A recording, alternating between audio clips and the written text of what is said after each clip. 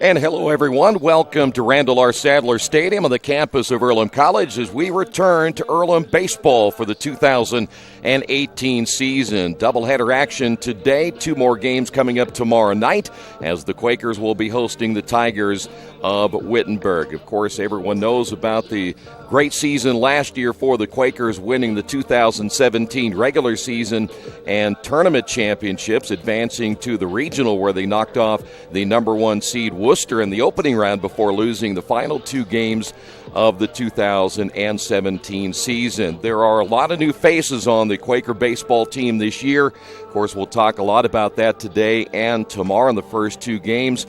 The amount of power they lost from last season is almost unbelievable, but now they've got 13 new freshmen that'll have to step in and take some of the slack up from a year ago. Going today for the Quakers, Colin Greavy will get the start in game number 1. Tanner Griggs will go for the Tigers in game number 1. And when we come back in a couple of moments on the Farm Beer Insurance with Kevin Shear pregame show, we'll hear from head coach Steve Sakasitz, get his thoughts about his brand new baseball team, what to expect today.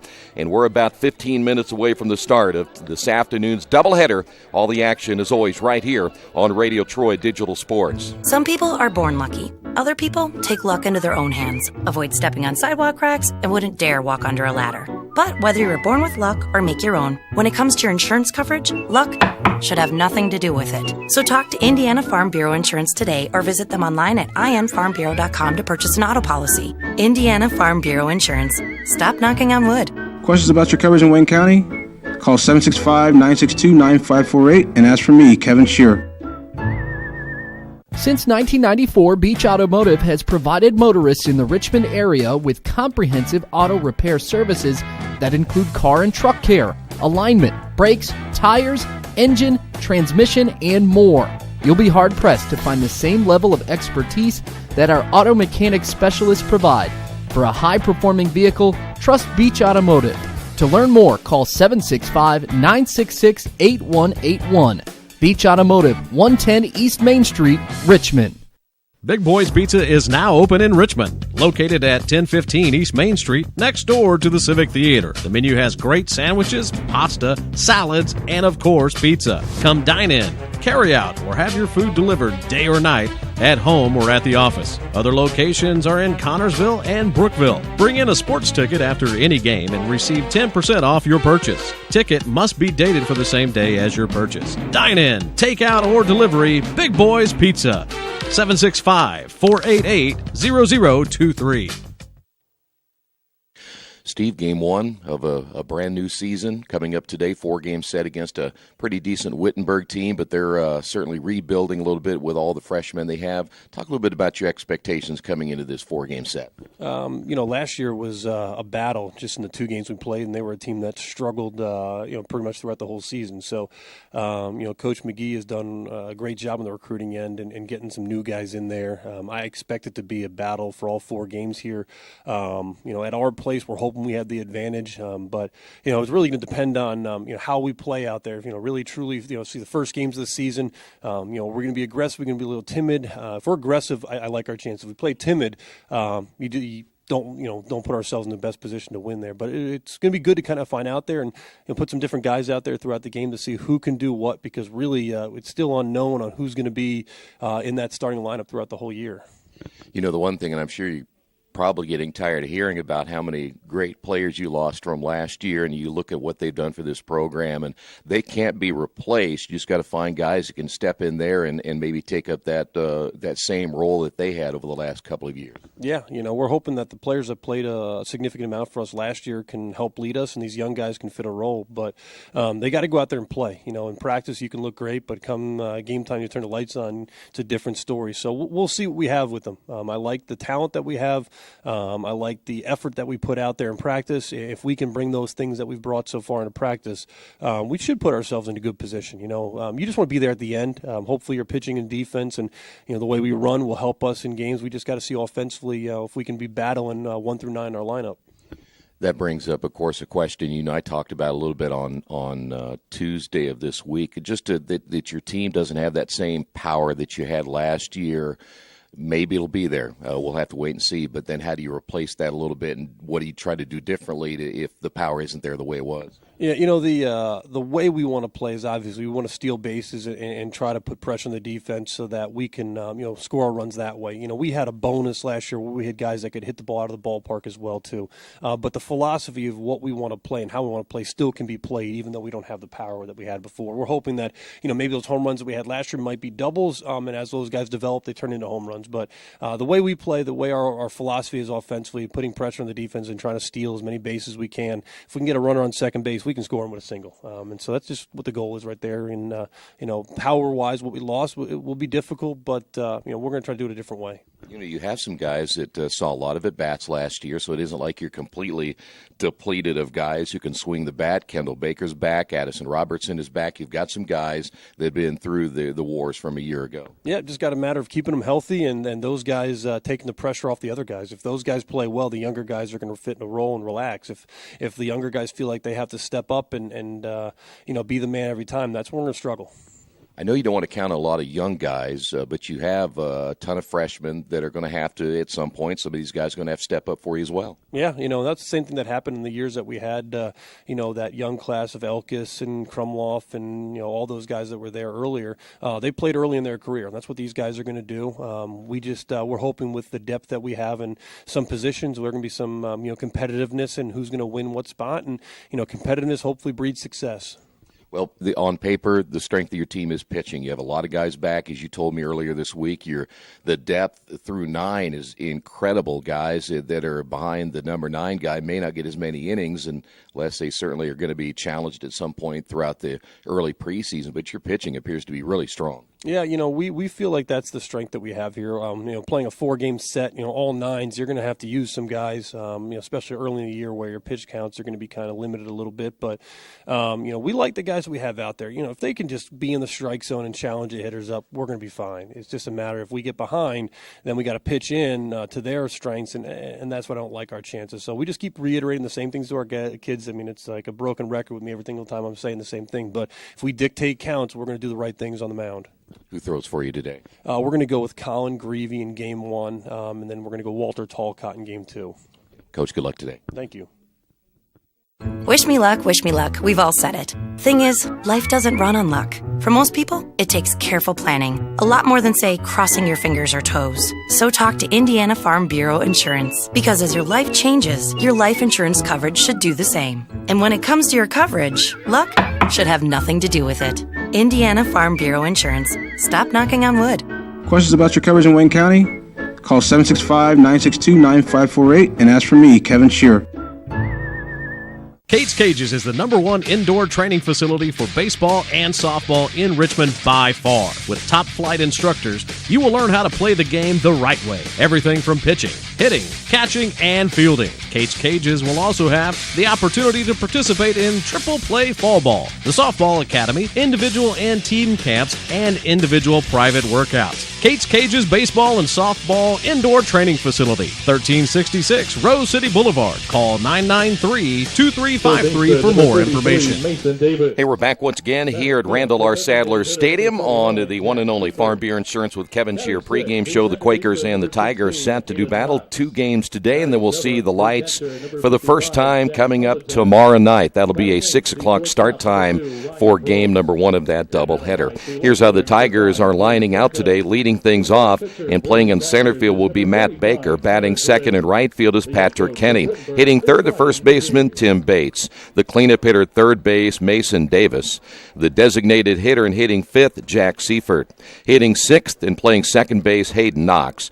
Batting seventh and catching this afternoon will be Jack Hollinshead. Hitting eighth, playing shortstop, is Ryan Probst, and hitting ninth, playing in left field, is J.C. Barga. Once again for the Tigers, Baker, Kenny, Bates, Davis, Seifert, Knox, Hollinshead, Probst, and Barga, and again Tanner Griggs going today for the Tigers. Quakers will line out like this, and this looks a whole lot different than it did the last game we did a year ago. Isaiah Shake will get the leadoff spot this afternoon. He'll be in center field. Brian Pinsura will be at third base. He'll bat second. Danny Dopp hitting third at first base. Addison Robertson, the cleanup hitter, veteran DHing this afternoon in game number 1. Andrew McFadden is in left field batting 5th. Ian Bach is catching today. He will be batting in the number 6 hole. Dre Davis is hitting 7th and playing shortstop.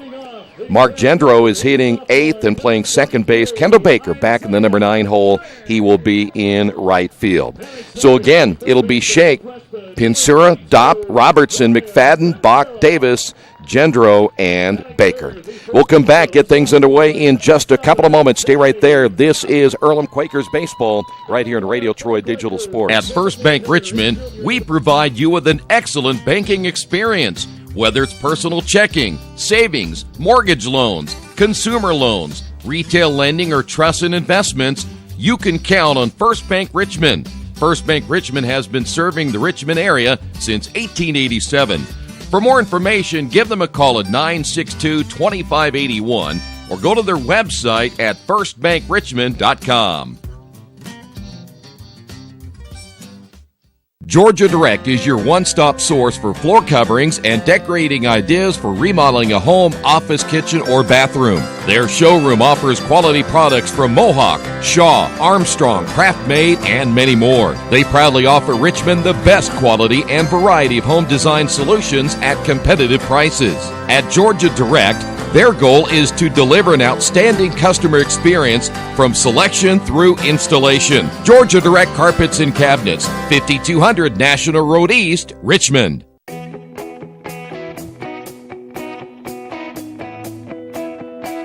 We check them better. Every Wetzel Better Buy certified vehicle is fully inspected and reconditioned by ASE and factory-trained technicians. And each Better Buy vehicle comes with a Carfax vehicle history report, so you know you can buy a vehicle with confidence. We back 'em better with a 3-day satisfaction guarantee. Every Wetzel Better Buy certified comes with a 3-day or 300-mile satisfaction guarantee. If you don't like it within that 3 days or 300 miles, just bring it back and we'll exchange it for a vehicle of equal value. Every Wetzel Better Buy certified vehicle comes with a 12-month, 12,000-mile warranty. We price them better. We have dedicated individuals searching the entire country for the highest quality, lowest price vehicles for our inventory. In today's competitive market, we're constantly monitoring vehicle values to ensure that we're offering the best prices possible. We guarantee that every Wetzel Better Buy vehicle is the highest quality used car or truck around. Our reconditioning process guarantees that you are getting a vehicle as close to brand new as possible, and our warranties back that up.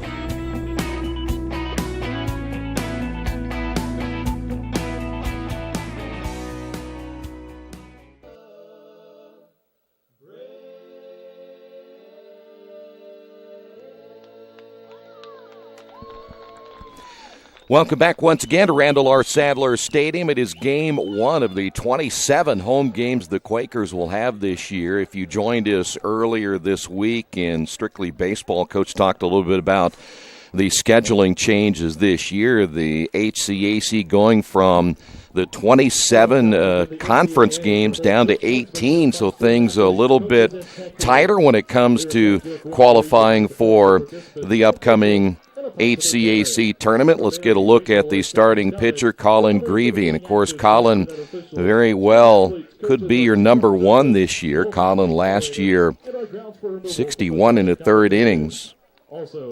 He went 4-1 on the year with an ERA of 5.28, 39 strikeouts and 17 walks. And he, of course, was the pitcher that won the clinching game that got this team into the NCAA tournament. Has a good fastball, good slider, changeup. He'll use all 3 pitches here this afternoon as he will try to get the Quakers their first win of the 2018 season. They're hoping maybe he'll have a little more velocity on his fastball this season, which will be a big key as well.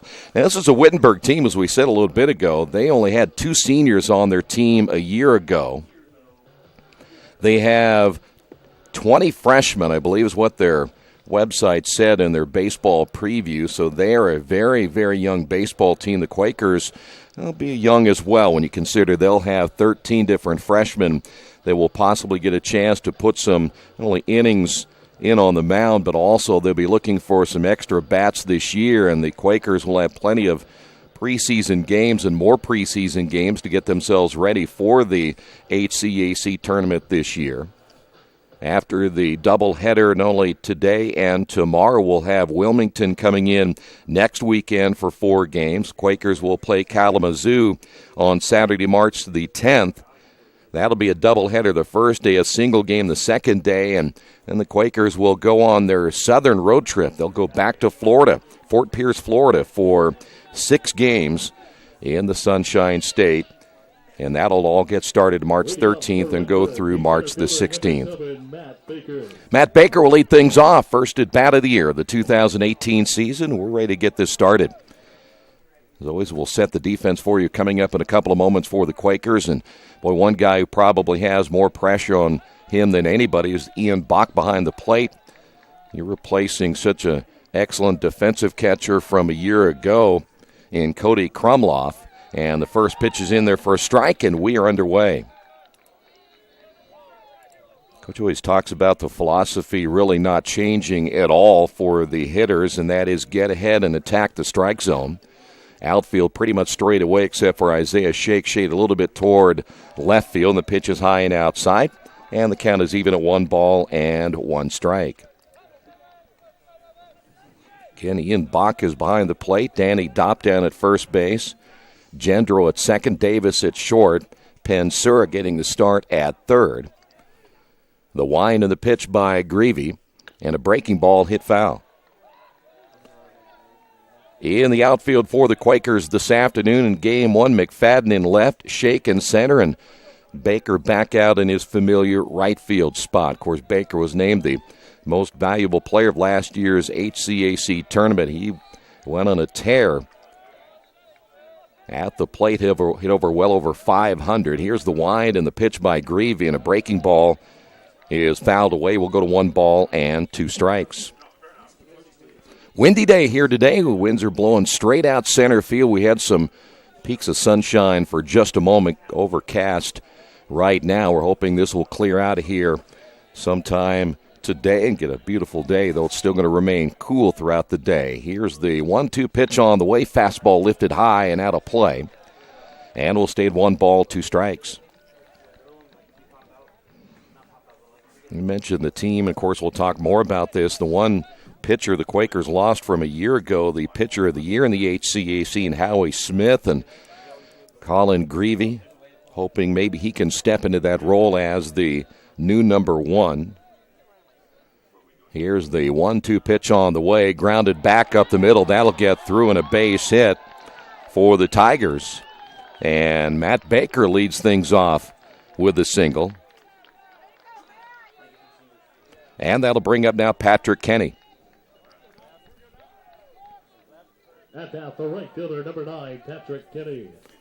So Kenny will step in, a left-handed hitter, here at Randall R. Sadler Stadium. 310 with the wall down the left field line, 375 in the alleys, 390 in dead center, 325 down the right field line. So Greavy will work from the stretch for the first time today, and his pitch is a little bit high, and Ian Bach able to run that one down. That'll keep the base runner Baker at first base.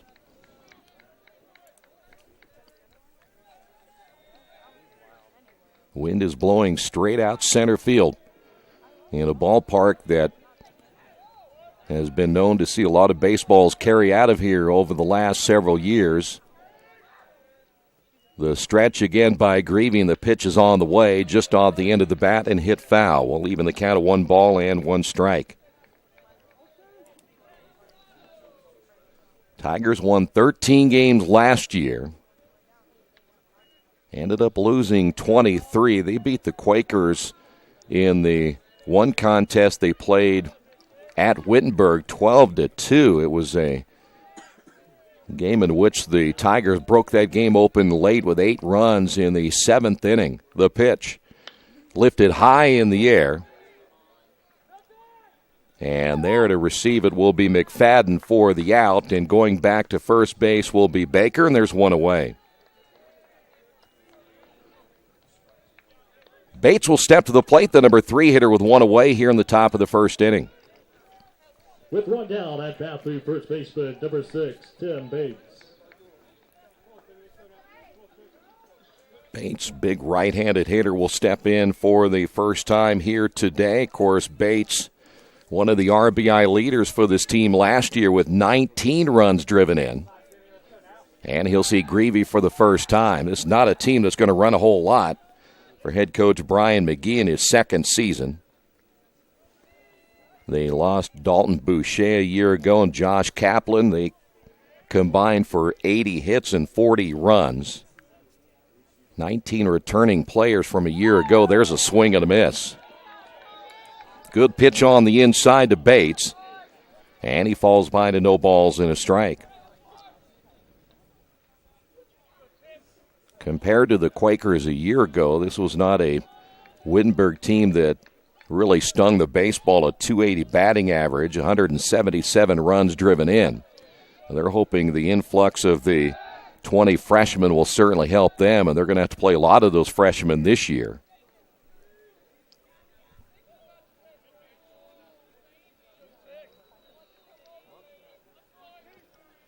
Earlham held to just 6 base hits in that second game after the Quakers won the first time those two teams got together by a final of 10-9. Bach will set up on the outside corner, swing and a miss.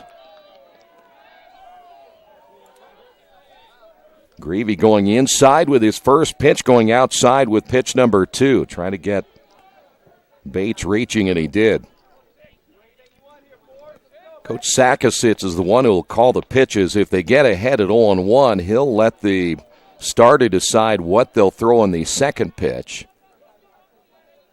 Bach again will set up on the outside corner. That pitch in the dirt, and we'll go to 2 balls, or I should say 1 ball, 2 strikes. One thing that Coach Sack has done in his tenure since he's been the head coach here is he does give his pitchers some breathing room to decide what they like to throw and what count. And he keeps them very well charted throughout the entire game as that throw to first, not in time to get the base runner Matt Baker.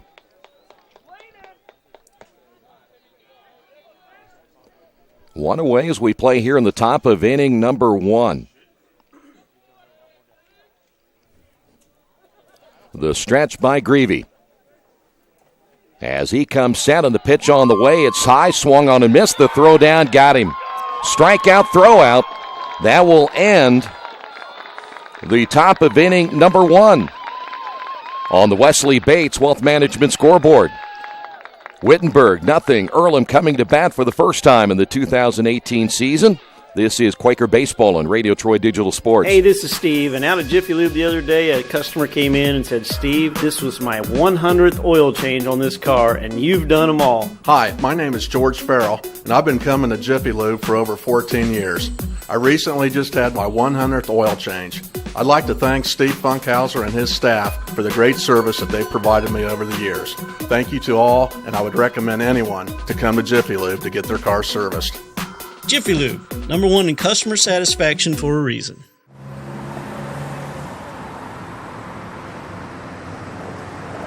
I got this.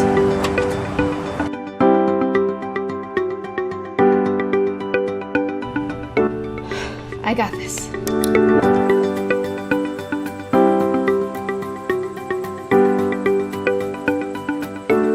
I got this. At Harrington Hogue, we believe your life belongs to you. That's why we work hard to make sure that your insurance coverage is the last thing you have to worry about. So when it comes to keeping you protected, We got this.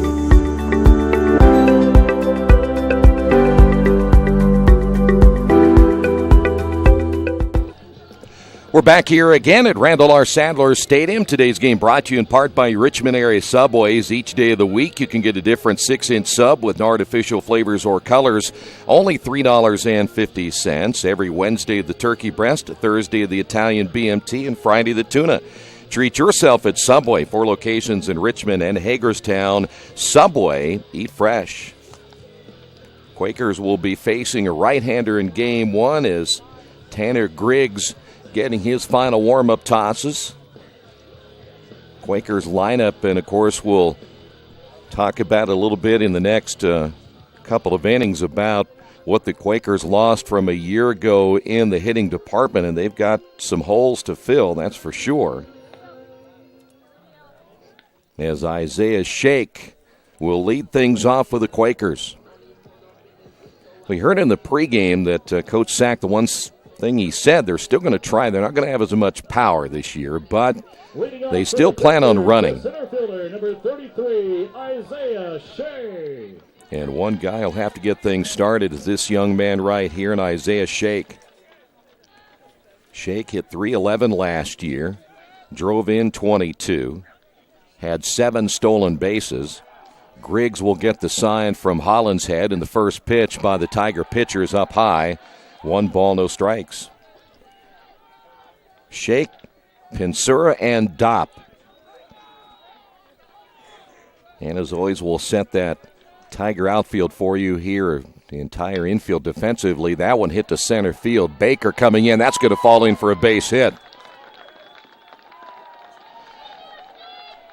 So leadoff single by Isaiah Shake, and the Quakers have a man on here in the bottom of the first inning, and here is Brian Pinsura. At that, the third baseman, number 22, Brian Pinsura. So Pinsura takes over down at third base. Pinsura out of Avon Lake, Ohio. He'll step in and face Griggs for the first time. The pitch on the way, swung on, hit foul. Good cut by Pinsura. So you have Pinsura in the lineup. You have McFadden in the lineup. Gendro in the lineup. Those are 3 young men who did not see time because they were still in high school a year ago, but stepping into the college ranks now to make an early contribution for this Earlham baseball team. The stretch by Griggs. He'll check the runner at first. The pitch is outside. And the count is even at 1 ball and 1 strike.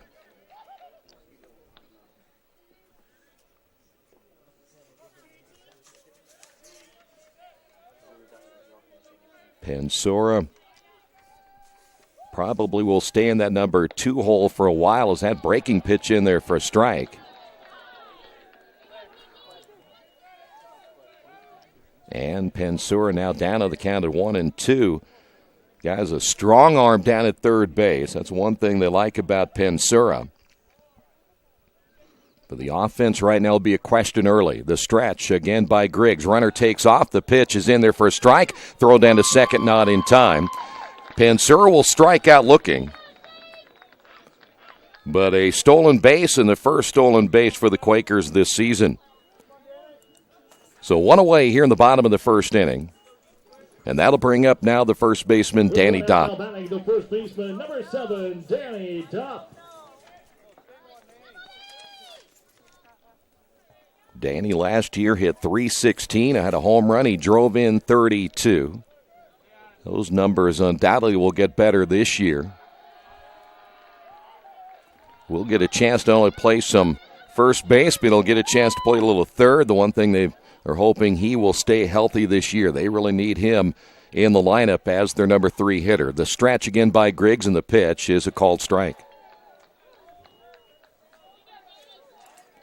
So Earlham has a runner in scoring position for the first time here in 2018. Quakers put up some huge numbers last year. They scored 342 runs. We'd mentioned that Wittenberg scored 177. Stretch again by Griggs, and the pitch is a breaking ball, hit foul.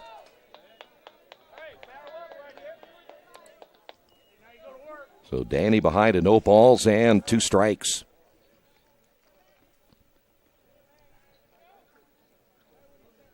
Quakers have been known to steal third. They generally will try to do that if they have runners at first and second. They'll make the catcher decide which way he wants to go, and they will find more often than not they'll get that double steal. The breaking pitch stays up high.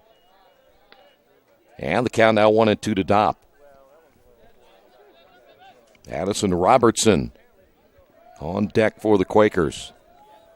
Outfield straightaway. Barga in left, Baker in center, Kenny in right. Hollins head behind the plate. Bates at first, Knox at second, Probst at short, and Davis down at third for the Tigers. Coach's philosophy, very simple. Let the base runner bother that pitcher enough where he takes his concentration level off the hitter, and he's either going to make a mistake with the hitter, he's going to make a mistake with the base runner, either way. Griggs gets the sign again from Hollinshead as he comes set. The pitch on the way, hit well into right center field. This one is not caught by Baker.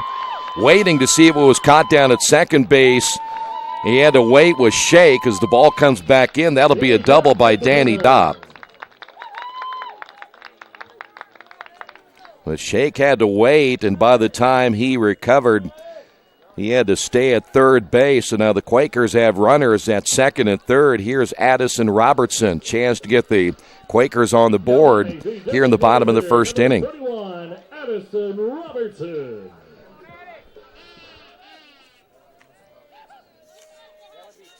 Addison last year, 3 home runs. He drove in 23. They really like his pop in the lineup. That's why they have him at the cleanup spot here in game number 1. Griggs in trouble here in the bottom of the first inning, and the breaking pitch high and outside.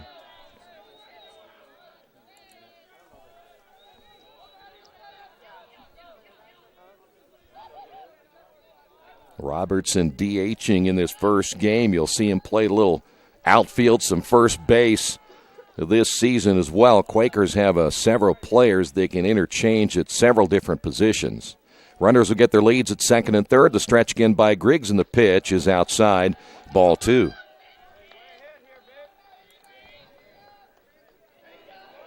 Good crowd on hand here today on a rather chilly day for opening day. We were scheduled to open yesterday, but of course the rain prevented us from doing so everything moved to today and tomorrow night. The stretch and the throw to third. And that gives you a pretty good idea if Griggs is worried about the runner at third. And the Quakers are counting on his concentration level being on the base runners. He'll make a mistake here to Robertson, and he's already behind it, 2 balls, no strikes. The stretch and the pitch on the way. Fastball is up high, 3-0. Robertson hit only .254 last year. They're hoping that number will go up in his junior season. He's had a chance to see some pretty good pitching, and they're going to go ahead and walk him and load the bases.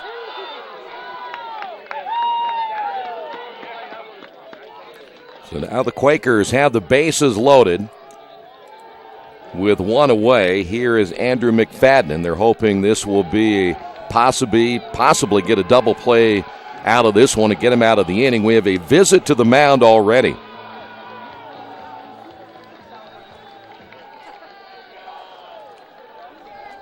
Quaker really opened this thing up here in the first inning against the right-hander Griggs.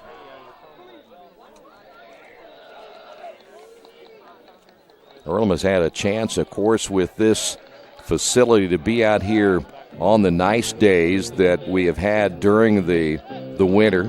They've had a chance to get plenty of work inside at the Athletics and Wellness Center. So from a facility standpoint, this is a program that has benefited quite a bit. Of course, now with lights here at Randall R. Sadler Stadium, they get a chance to work out even at nighttime. Number 16, Andrew McFadden. McFadden looking for some more pop in his bat this season. The stretch by Griggs. The pitch on the way, and the curveball stays up high. Boy, this reminds you already a lot of pitching to the Quaker offense a year ago, where they generally made you pay for every mistake that you made. No, 1 ball and no strikes. The pitch on the way is outside, 2-0.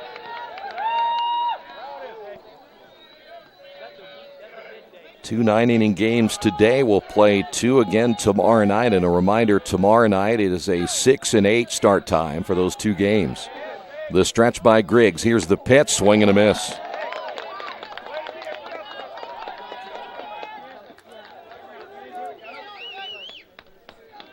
One away as we play here in the bottom of the first inning.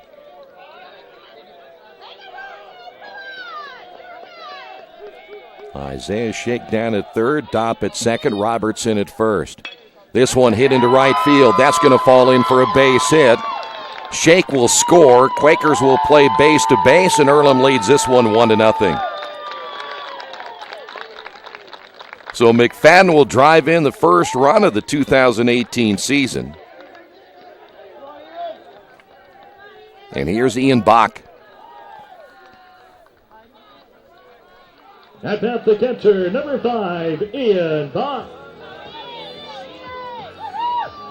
Ian last year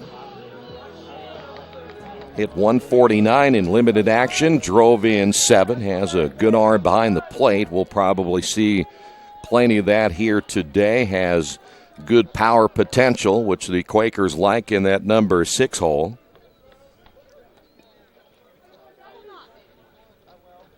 Coach Sack says the one thing he wants to see Bach do is really cut down in his strikeouts and needs to, again, improve a little bit more defensively, but they really like his potential. Bases remain loaded, the stretch and the pitch, swing and a miss.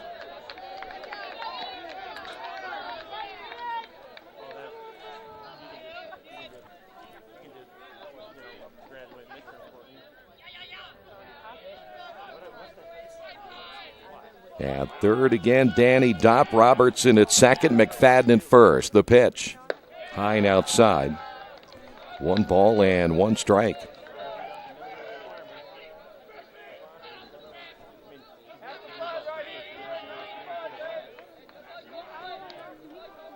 Griggs trying to get himself out of trouble here in the bottom of the first inning. This one popped up and foul. Good cut by Ian. And the count will go to 1-2.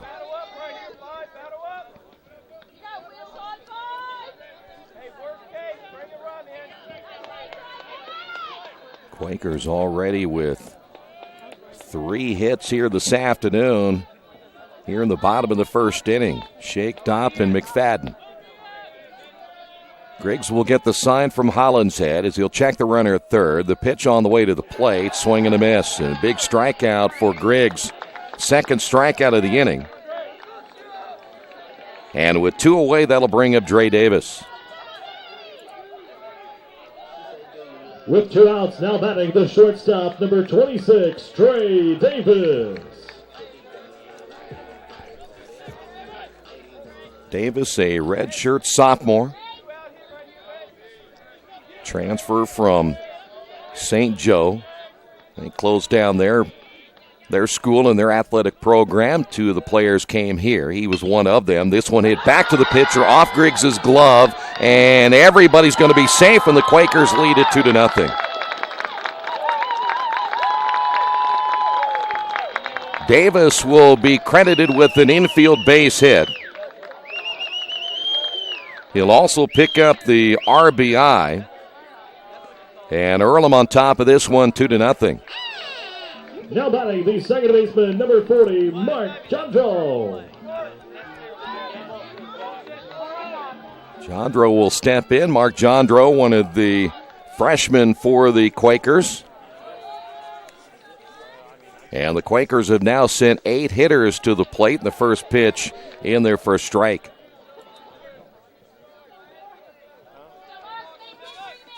Jandro getting the start at second base. Really like his ability. Hard worker. Just a good baseball player all around as that pitch is up high. 1 ball and 1 strike.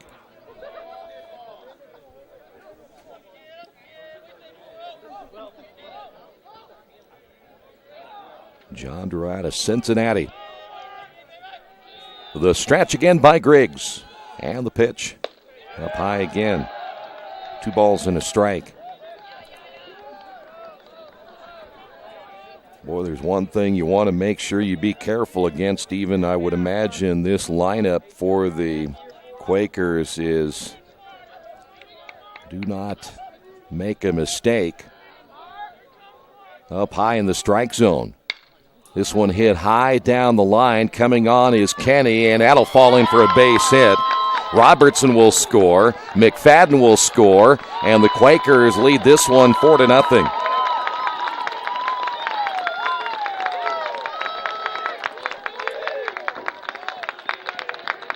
Two runs driven in by Jandro, and now the Quakers will send their 9th hitter to the plate.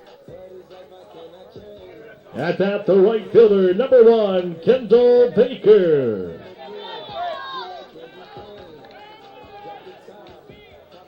Boy, Kendall back after having a solid season last year, hitting in the number 9 hole. Hit .296, drove in 22. 16 stolen bases. Good bat from the left side.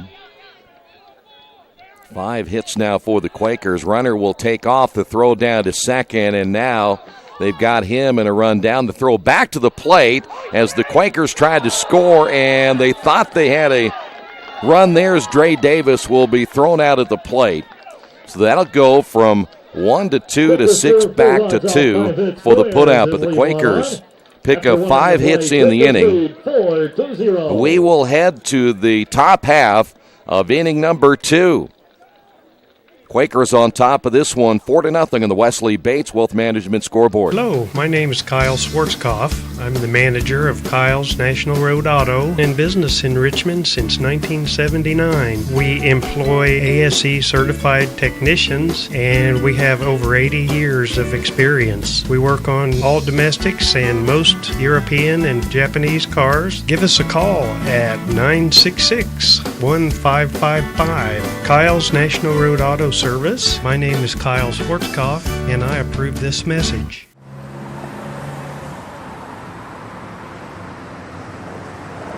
I got this.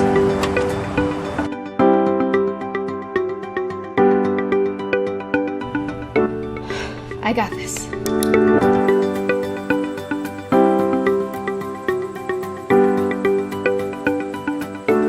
I got this. At Harrington Hogue, we believe your life belongs to you. That's why we work hard to make sure that your insurance coverage is the last thing you have to worry about. So when it comes to keeping you protected, We got this.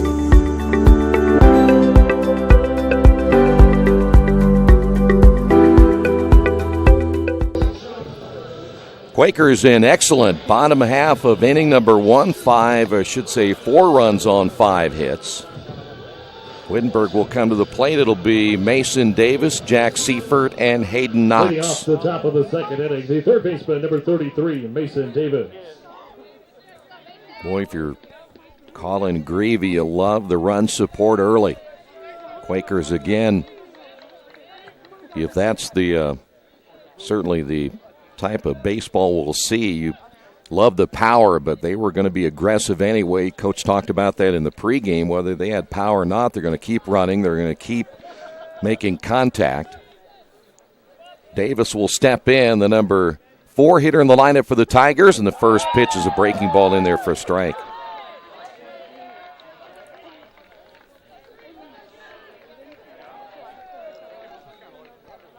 Wind is shifted a little bit from left and center to right as there's a swing and a miss.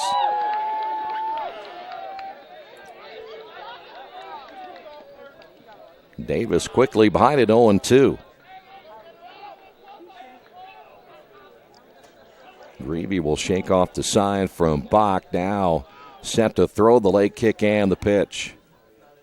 Breaking ball.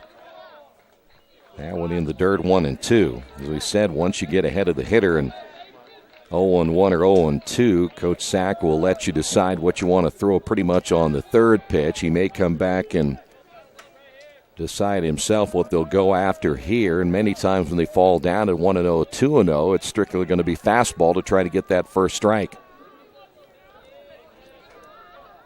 Greavy set to throw. Here's the 1-2 pitch. Check swing. Does he go around? Bach will step out and throw to first. And there's one away. Strikeout throw out of Davis. Here's Seifert. With one out, now batting the designated hitter, number 41, Jack Seifert. Seifert, big guy from the right side, just a freshman out of Highland Heights, Ohio. Greavy now set down 3 straight after Baker's opening single. This one hit hard into left field. That'll be a base hit. So Seifert, first pitch hitting, and that'll bring up Knox.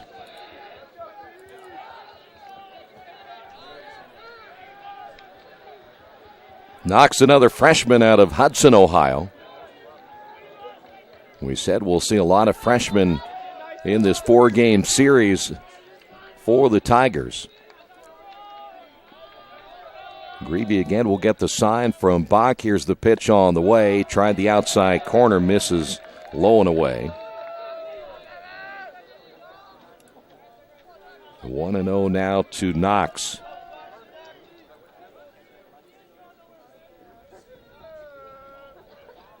Outfield again straight away for the left-handed hitting Knox. The pitch just off the outside. 2 balls and no strikes.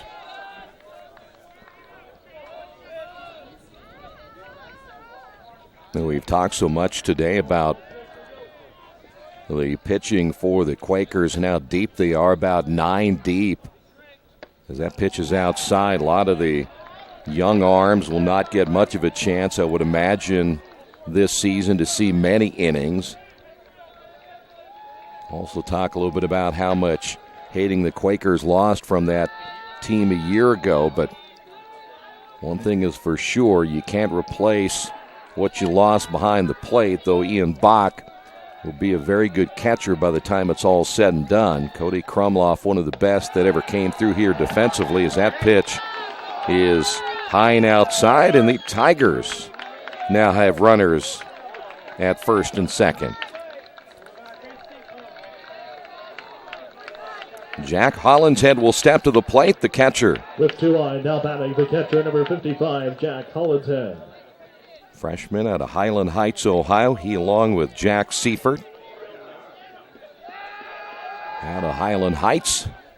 And a right-handed hitter will step in. This young man can play multiple positions and will do so for the Tigers this year. Seifert at second, Knox down at first.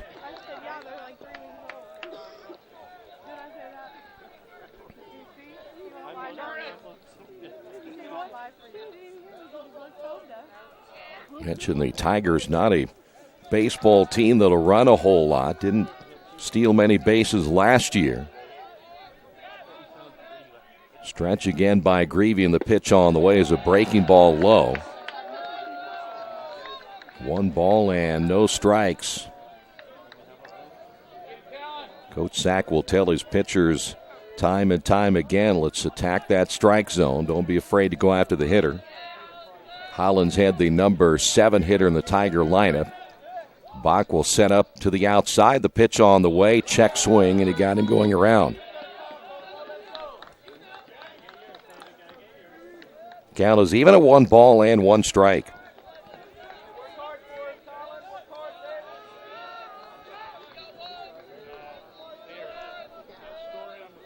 Seifert to lead at second base. Knocks down at first. Greavy gets the sign from Bach. He'll come set, checks the runner at second, and that pitch will get by Ian. And runners will advance. That should be a wild pitch. And now the Tigers have runners at second and third, 1 away, 2 balls and a strike.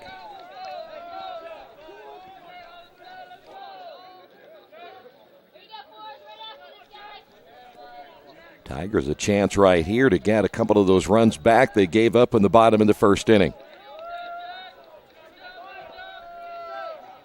Greavy will check the runners. The pitch. Check swing, hit into the netting. 2 balls and 2 strikes.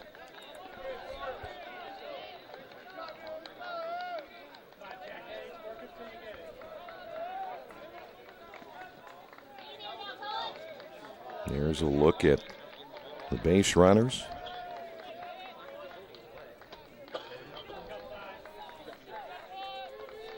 2-2 the count as Greavy again set to throw. Here is the break-even pitch on the way and off the end of the bat. As Hollinshead will stay in there, 2-2. Good swing by Hollinshead as he stays alive. Pretty good pitch that time by Greavy as he went to the outside. This is also an instance where you get to see how your pitchers react in some pressure-packed situations. You got guys in scoring position. You got to come through as a pitcher right here. The 2-2, swing and a miss, and he did. Foul tip held on by Hollinshead, or should say by Bach, as Hollinshead will strike out. Big strikeout for Greavy. There's 2 away. Here's Probst.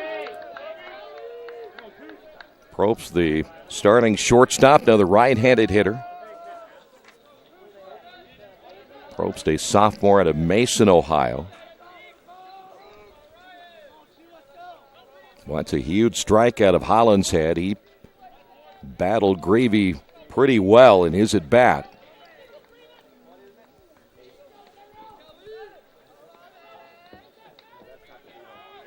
They will make the Quakers make an adjustment. They're going to bring McFadden in a few steps in left field. Greavy again will get the sign. Runners at second and third.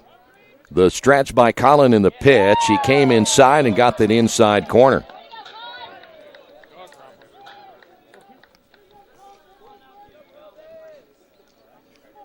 Saw that wind shift a little bit toward right field, and every once in a while it's in right center, and it will blow straight out center field at other times. So a little shifting wind here at Randall R. Sadler Stadium this afternoon. Greavy checks the runner at third, now peeks at second. The pitch on the way, and it's outside.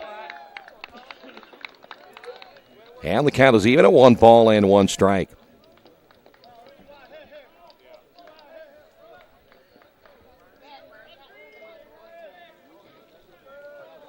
Seifert at third base, knocks down at second. 2 hits on the board here this afternoon for the Tigers. They love to get one right here as Probst, the number 8 hitter. The pitch on the way, and this one hits softly toward the shortstop, Davis. He will scoop and throw, and that will do it for the Tigers. They threaten but come up empty here in the second inning on the Wesley Bates Wealth Management scoreboard. Quakers continue to lead this one 4-0. Hi, this is Steve Funkhauser, and I was talking to someone the other day about how friendly and professional the crew at Jiffy Lube is, and they said, "You are always so upbeat. I'm going to call you Mr. Positive." And so now I am Mr. Positive. And I want you to know how proud I am of you and that you are doing a great job today. And hey, do something nice for somebody. Make somebody smile. Smiles are contagious, you know. I want you to have a great day and the horse you rode in on. Jiffy Lube. Fast, friendly, professional. I'm Mr. Positive, and I approve this message. Little Sheba's Restaurant and Zini's Place. Come join us in Richmond at 175 Fort Wayne Avenue or at our newest location in Centerville at 129 East Main Street. Grab one of our gourmet pizzas, a deluxe sandwich, steak or fresh salad, and an ice-cold beer or your favorite wine. Featuring live music every Tuesday, Friday, and Saturday, plus more in our smoke-free environment. 10% discount with a valid student ID. It's better than being home. Hey, a reminder, today's game brought to you in part by Jason Wise of Better Homes and Gardens First Realty Group. He has an idea for an alternative fundraiser for your school group or nonprofit. If you list, buy, or refer a customer and mention this promotion, he'll donate 10% of what he makes on the transaction to the school group or nonprofit of your choice in your name. Tell your friends, family, and colleagues to mention this offer, and when listening with Jason Wise at Better Homes and Gardens First Realty Group, give him a call at 969-3400. There you see the right-hander, Griggs. The second for the Quakers, the right fielder, number 1, Kendall Baker. Kendall Baker will lead things off for the Quakers. He was at the plate when the Quakers attempted to get the run scored by Dre Davis. Third baseman Davis will come in close. He knows that Baker has the ability to lay down a bunt, so they'll try to take that away. And the first pitch is in there for a strike. We were mentioning Kendall at the number 9 hole last year. It's like having a second leadoff hitter. Here's the 0-1 pitch. Up high, 1 ball, 1 strike. You go back to a year ago and you put Nate Lynch at the top of that order. And you had Baker, then Lynch, and then you went to Brennan Laird. That one hit foul. Good cut by Baker, 1-2. Eric Elkis, who finished with 10 home runs a year ago, became the all-time RBI leader with 59. That middle of the order was really, really tough to get by. There just weren't very many holes. And Baker filled in that area nicely. Swing and a miss. Baker will strike out. And there's one away here in the bottom of the second inning. That'll bring up Isaiah Shake. Isaiah singled and stole a base back in the first inning. 33, Isaiah Shea. Scored one of the 4 runs for the Quakers. Now starting to see maybe a little bit of sunshine here this afternoon. Wind again is straight out center field. The pitch on the way, hit foul. Isaiah at that leadoff spot, he's able to fight off that good fastball. That was up around the letters. Still able to get those wrists turned on that fastball. That gives you an idea of how good of a hitter Isaiah can be by the time this is said and done as well. Here's the pitch on the way, grounded to the right side. Gets through, knocks at second base. Now Isaiah has a 2-for-2 day. So the Quakers have their 6th base hit of the afternoon. Here's Brian Pinsura. Number 22, Brian Pinsura. Pinsura struck out looking his first time up. He's 0 for 1 here today. Griggs into the stretch, and he'll have to worry about Isaiah Shake again as that pitch low and inside, 1-0. I mentioned the Quakers last year. They ended up stealing 155 bases. Nate Lynch, the player of the year in the conference, had 47 of those. You lose Lynch with 47. Barger had 27. Brandon Laird had 35 stolen bases last year. They ran all the time. Another throw to first. Shake, I think, kind of learned that. Get off base and bother the pitcher by jumping around. May have learned that last year from Nate Lynch. Lynch not only stole a ton of bases, he ended up being the all-time hits leader by the time his career was over. The stretch by Griggs in the pitch popped him up, and that'll go out of play as Hollinshead will give it a look.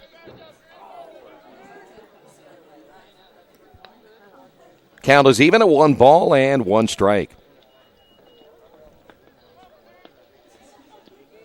I think a few of the players we talked with Coach Sack about Krumloff and Laird and Barger continuing their baseball careers at another level, trying to perhaps play some professional baseball. As that gets away from Hollinshead, that'll be a pass ball.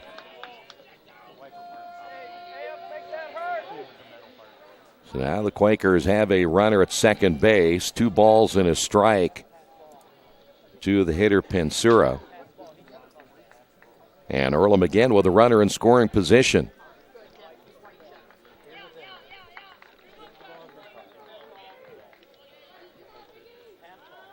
Hollinshead may have gotten mixed up a little bit on that pitch. It looked like it was pretty straightforward as the shortstop Probst will come in and say something to Griggs, make sure they're on the same page if they try to get Isaiah Shake down at second base. The stretch again by Griggs. And he'll come home with a pitch, and that is in there for a strike as well. 2 balls and 2 strikes now to Pinsura.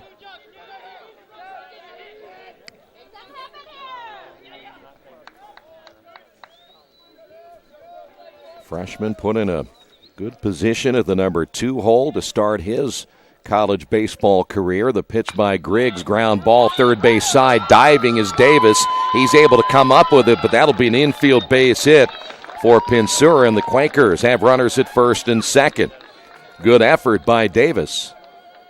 Quakers now with 7 base hits. At bat, the first baseman, number 7. And here's Danny Dopp.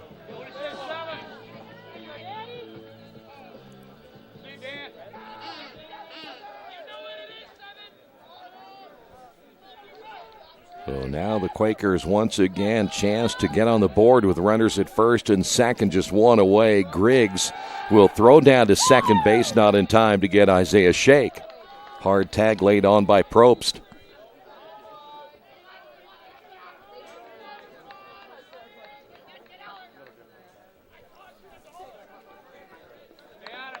Danny picked up a base hit back in the first inning.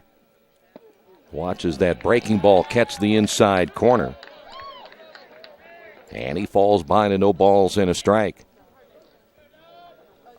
Center fielder Baker, he is shaded now more toward right field. There's a pretty good hole in left center between Barga and Baker. Griggs will check the runner. The pitch on the way. Ground ball toward the shortstop Probst. He'll flip on to Knox. The turn not in time. They will get the runner at second. 6-4 on the putout for out number 2. Dopp again will reach on the fielder's choice with 2 away. That'll bring up Addison Robertson. At bat, the designated hitter, number 31, Addison Robertson. Robertson walked and scored in the first inning.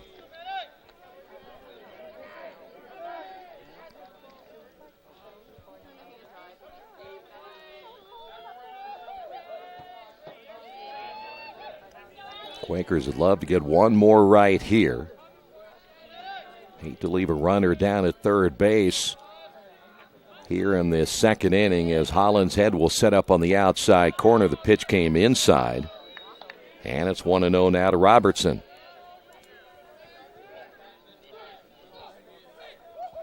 Four runs, 7 hits for the Quakers here in the bottom of inning number 2. No one throwing in the Wittenberg bullpen as of yet. That's a fastball that looked a little bit high. Fans, you can hear a few of them grumbling downstairs, and I would imagine that for Coach Sack, he may have had a couple of things to say to the home plate umpire as well. 1 ball and 1 strike. Throw to first again. They'll try to get Dopp not paying attention at first base. Well, some of the umpires working their first game of the year as well. Stretch again by Griggs. And the throw to first may have gotten him this time. They say no. And the tail of first baseman Bates thought he had the tag laid on. And we'll see a visit now by Brian McGee.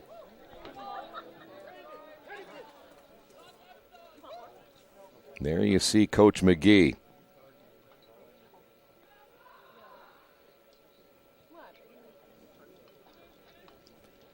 Again, in college baseball, other than the tournaments themselves, they go with the two umpire system.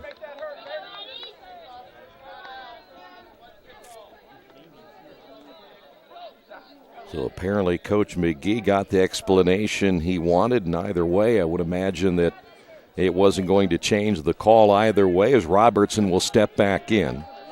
Shakedown at third, Danny Dopp at first base.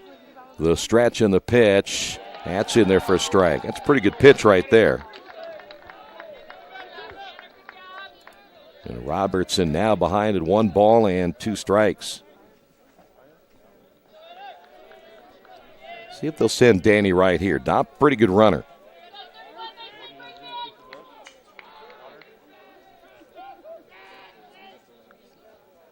You have a good contact hitter in Robertson. You have some pretty good speed down at first base in Danny Dopp, where he put some pressure here on Griggs. The stretch, and a little long here for Griggs, and time is eventually called. Robertson stepping away here in the bottom of inning number 2. Quakers trying to get one more on the board right here. They have Isaiah Shakedown at third. Griggs again will work into the stretch. Comes set and the pitch on the way. Runner takes off and they strike him out. Robertson is out, number 3. The Quakers will leave a couple of runners on base as we will move now to the top of the third inning. On the Wesley Bates Wealth Management scoreboard, Quakers lead this one 4-0. For the past 35 years, Van Vliet Insurance has built a reputation of bringing a personal touch. That's because at Van Vliet, it's all about you, your needs, your life, and our town. Along with providing quality coverage to individuals, families, and local businesses, we're proud of our community and the opportunity we have to protect your future within it. Van Vliet Insurance, an Erie Insurance representative. Hometown professionals at work for you. Mancino's is family-friendly, serving fresh grinders, pizza, pasta, and salads daily. They serve great food priced for family budgets. And whether it's one of their homemade grinders, salads, or pizza, there's sure to be something for everyone in your family. Our baking process may cost a little more and take more time, but the end result of freshness and flavor make the real difference in all of Mancino's award-winning products. Mancino's of Richmond. Give them a call at 966-1161 or go to their website, mancinosofrichmond.com. Back once again here at Randall R. Sadler Stadium as Colin Greavy getting his final warm-up tosses. We will head to the third inning. Today's game brought to you in part by Chef KC, located at 1301 South L Street in Richmond. Very simple motto: I grill while you chill. Catering for all events or occasions. Personal chef and traveling barbecue service. Carry out and delivery is available.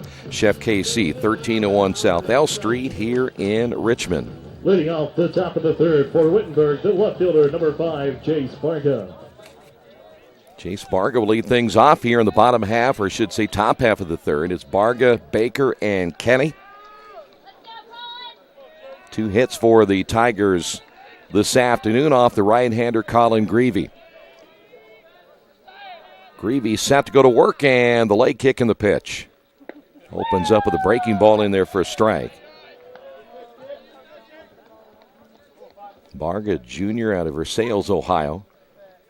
Barga will not only see some time in the outfield this year for the Tigers, we'll see him on the mound as well. May see him in this series in the 4 games. Hit well into right field. Going back will be Baker at the warning track, will make the catch, and there's one away.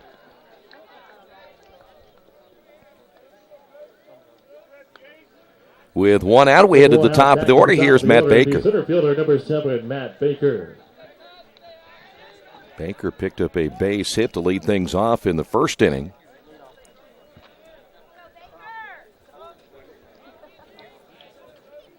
Baker a long way from home, a junior out of Tucson, Arizona.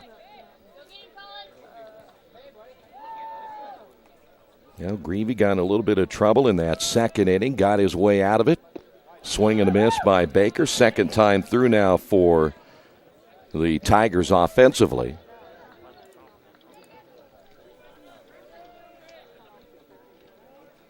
Seifert and Baker are the only base hits so far for the Tigers here in game number 1.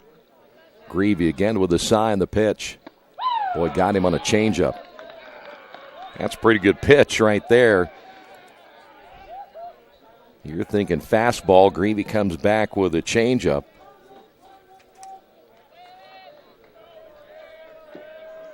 Greavy ready to throw the 0-2 pitch. Good waist pitch. Came back with a fastball. 1-2.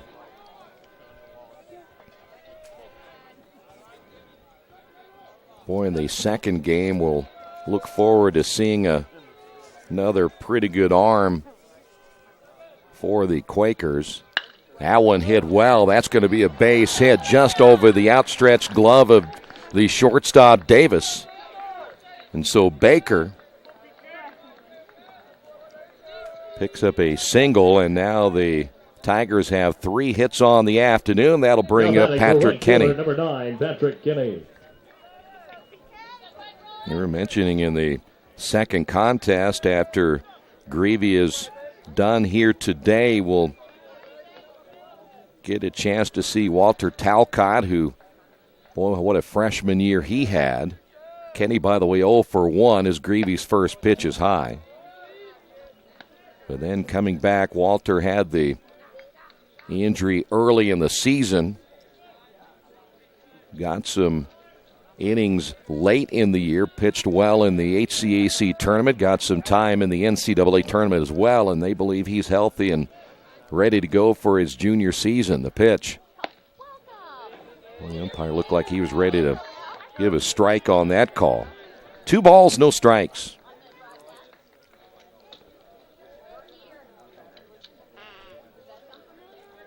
Quakers have Spencer Owen back this year, their closer from a year ago. They think his fastball is much better. He's much better in that breaking pitch as well. He could be a huge factor in close games. There's a strike.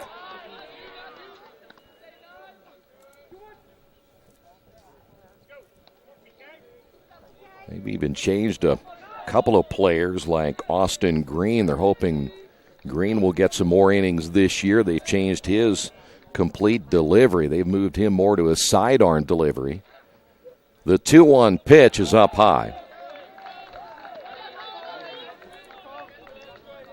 3 balls and a strike now to Kenny. Tim Bates waiting on deck. The Tigers got 2 runners in scoring position in the second. They came up empty. They're hoping that doesn't happen again here in the third. Quaker outfield straight away. The stretch again by Greavy in the pitch, and he lost him.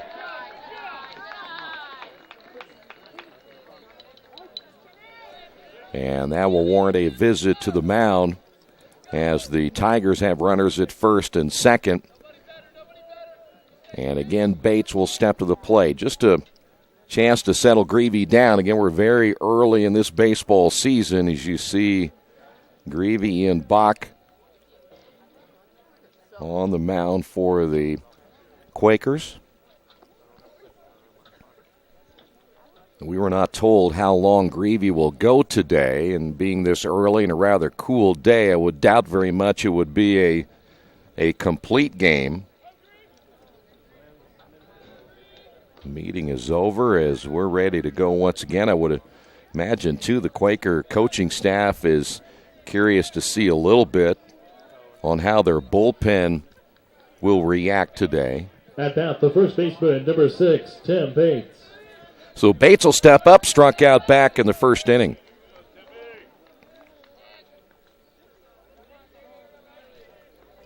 Baker at second base, Kenny at first. The stretch again by Greavy in the pitch. He's come up high the last several pitches, which could be a little bit of a concern for Steve Sackasitz. He threw high to Baker. Baker picked up that base hit to left center field on a pitch that was high in the strike zone. Patrick Kenny didn't bite on some of those high pitches, and now he's high to Bates in the first pitch. The stretch and the delivery on the way, and high and inside again, 2-0.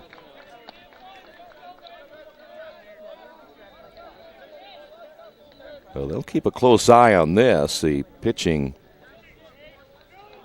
of Greavy, when you start getting a little bit high, that is a concern. You don't mind missing low. You don't want to miss high, especially with the wind blowing the way it is here this afternoon, still blowing to center and right. And now Bates will call time.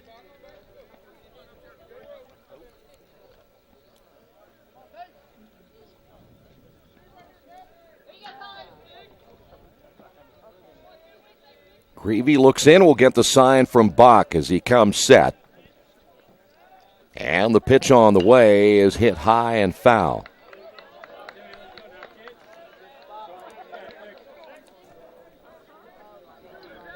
Two balls and a strike now to Bates.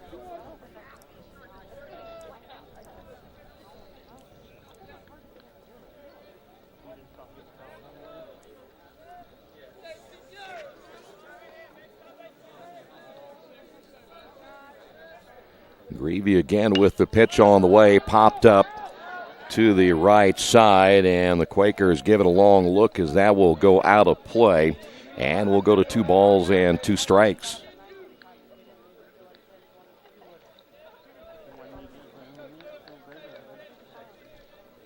Bates hitting in the number 3 hole here in game number 1. Well, you go back a year ago, Quakers got off to a slow start in their first series. They played Sewanee. I think they dropped 3 out of 4 there. Before starting to put some things together, that pitch high as well, and we'll go full count.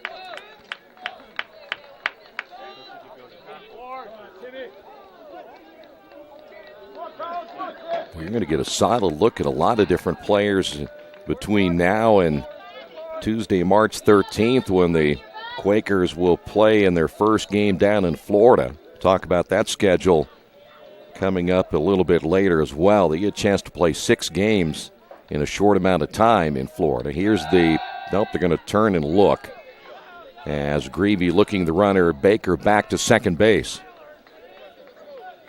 Generally unusual to get a chance to play so many games at home, and then you head on the road to Florida. That's generally turned around. But again, with the facility the Quakers have here, they get a chance to get, as long as it's not raining or not snowing, they're going to try to play. Here's the pitch on the way. Popped him up, and another good cut by Bates.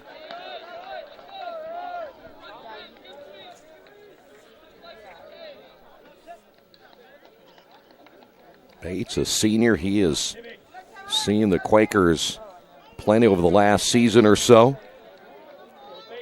Out of Westerville, Ohio. One of the 19 returning players for the Tigers this year, hoping to get a big base hit right here. Here's the payoff pitch on the way. Ground ball toward the third baseman, as Pensur will throw to second, on to first in the double play.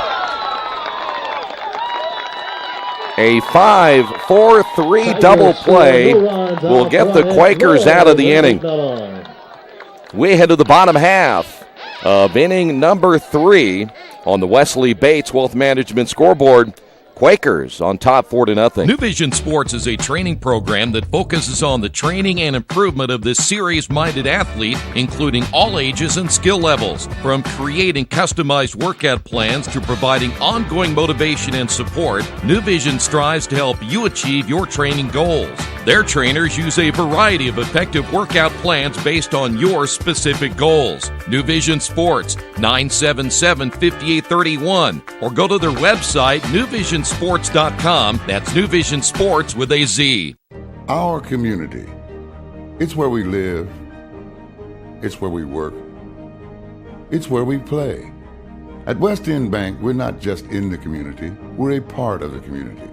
And that's why we support over 100 programs for local nonprofits and schools, including our financial literacy program that positively impacts countless students throughout the area. You bank locally, so we give back locally to watch people grow with endless possibilities.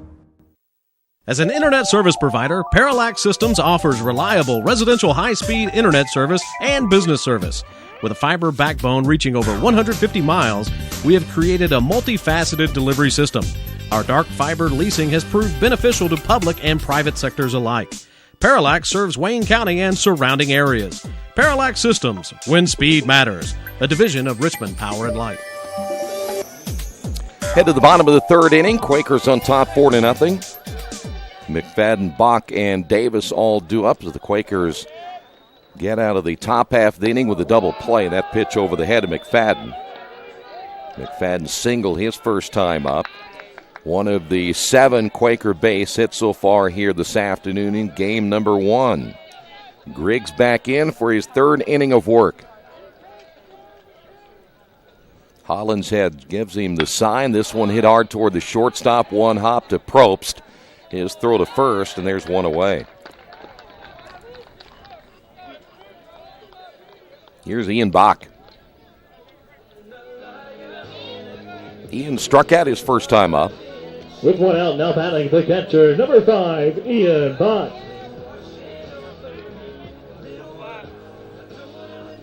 Quakers so far 4 runs on 7 hits, all 4 runs, setting the table back in the first inning. That one hit off the end of the bat, foul. Good cut by Bach. We were talking about that Florida trip the Quakers will make. It'll last 3 days. They will play 6 games in those 3 days and a chance to play some different teams they generally don't see as the pitch is inside. And the count is even at 1 ball and 1 strike. They'll have to get there in time on March the 12th to get ready for an early start time against Washington College on Tuesday, March the 13th, as that breaking pitch by Griggs will stay high. 2 balls and a strike.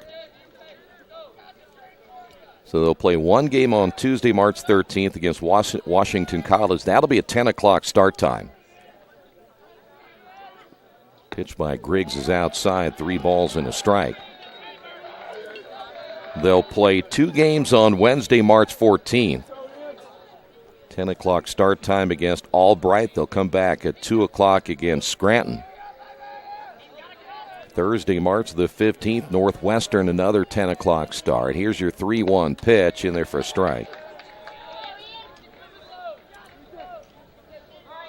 They'll get Northwestern on that Tuesday at 10. They'll get Western Carolina, or take that back, Western Connecticut State at 2 o'clock. And then the final game, they'll play Kenyon on Friday, March the 16th. This one hit well into left field. Waiting for that one is Barga. There's 2 away.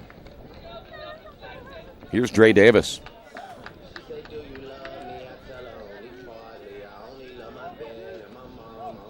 Davis singled his first time up, drove in a run. Number 26, Dre Davis. Davis, the Quakers' starting shortstop this year.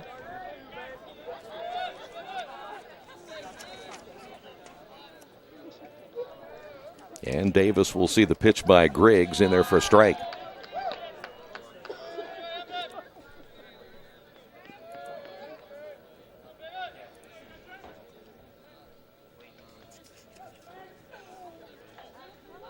Griggs will get the side from Holland's head. The pitch on the way. That one jams him. That could be a tough play for Knox, the second baseman. He'll charge and throw and get the out of Davis. So for the first time today, the Quakers go down in order. We head to the top of the 4th inning on the Wesley Bates Wealth Management scoreboard. Quakers on top of this one, 4-0. At the Reed Orthopedic Center, our physicians and support team devote themselves to helping you return to a healthy and active lifestyle. Our expertise includes shoulder, elbow, foot, ankle, hand, wrist, hip, and knee injuries, as well as pain management and rehabilitation and school athletic training programs and sports medicine. We are committed to providing you with the best possible orthopedic treatment that we can. To request an appointment at the Reed Orthopedic Center, call 765-935-8905.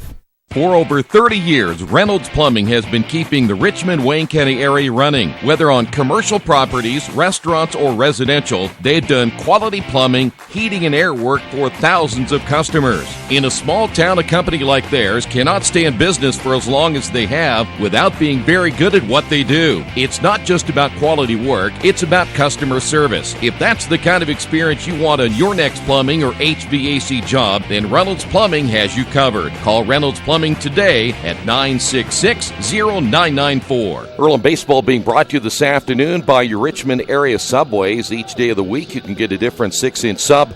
No artificial flavors or colors, only $3.50. Every Monday, the sweet onion chicken teriyaki. Tuesday, the oven roasted chicken. And Wednesday, the turkey breast. Treat yourself at Subway. 4 locations in Richmond and Hagerstown. Subway, eat fresh. Davis, Seifert, and Knox all due up. Top of the 4th, number 33, Mason Davis.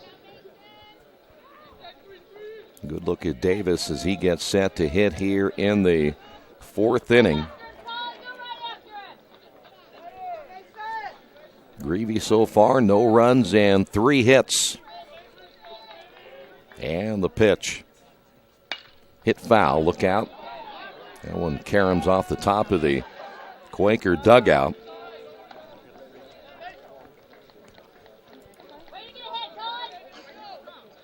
Well, Greavy so far, other than a couple of hiccups here and there, he really has pitched well here this afternoon. He got into trouble in the second inning with 2 runners on base.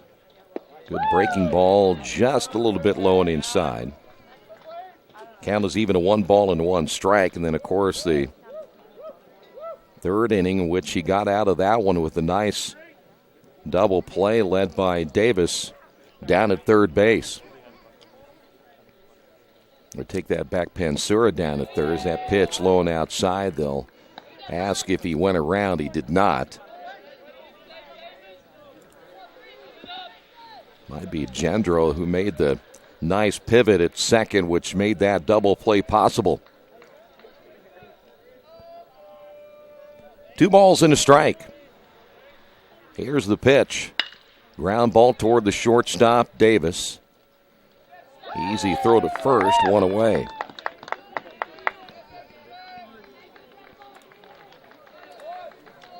Here's Seifert.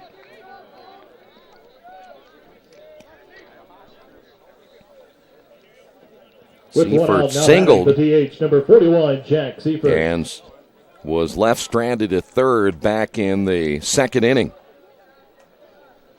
So he'll get his second look at Greavy.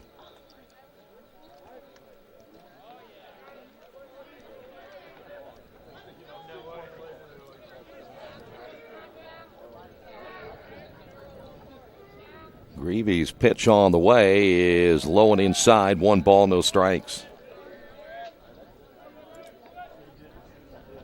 3 1/3 innings now by Greavy. He's given up just 3 base hits, no runs. He's had 3 runners in scoring position. That one chopped foul.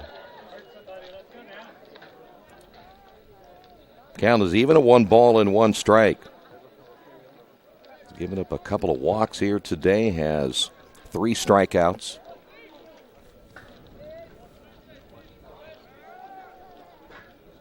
Greavy gets the sign. The pitch came inside and hit him.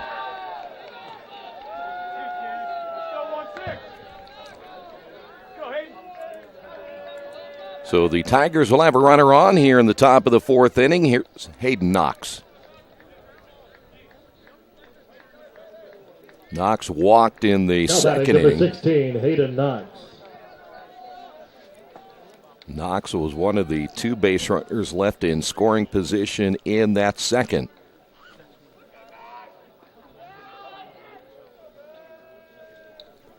Greavy's pitch is high and inside. They're going to say that caught the inside corner.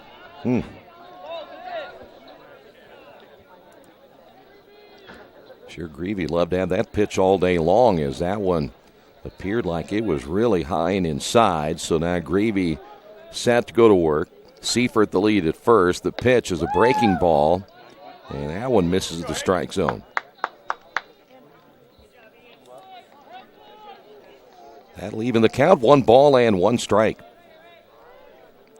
Shake, the center fielder, started his shade over toward right field. He's moved now straight away center. And that pitch high and outside. 2-1.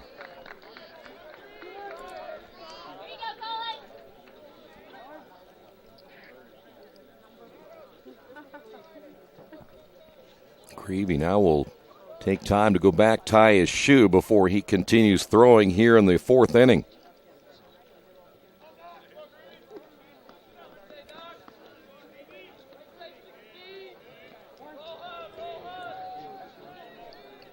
Two balls, 1 strike. Now to the left-handed hitting Hayden Knox. The pitch on the way, swing and a miss. Big cut there by Knox.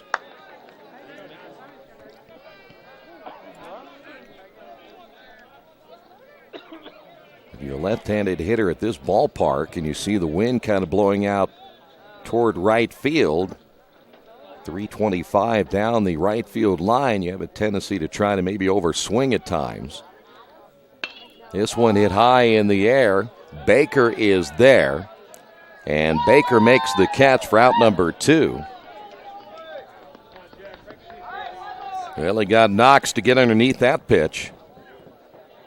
So good job by Greavy, and that'll bring up now Hollinshead. With 2 away, stepping up to the plate, number 55, Jack Hollinshead. Hollinshead struck out back in the second inning. He's 0 for 1 today.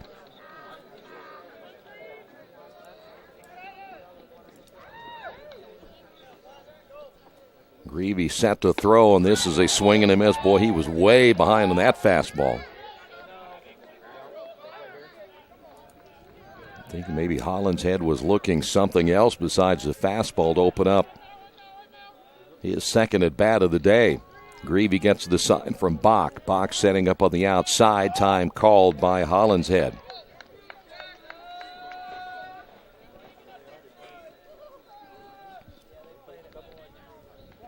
Quakers on top 4-0 as we play here in the top of the fourth inning. The stretch by Greavy and the pitch, missing low and inside.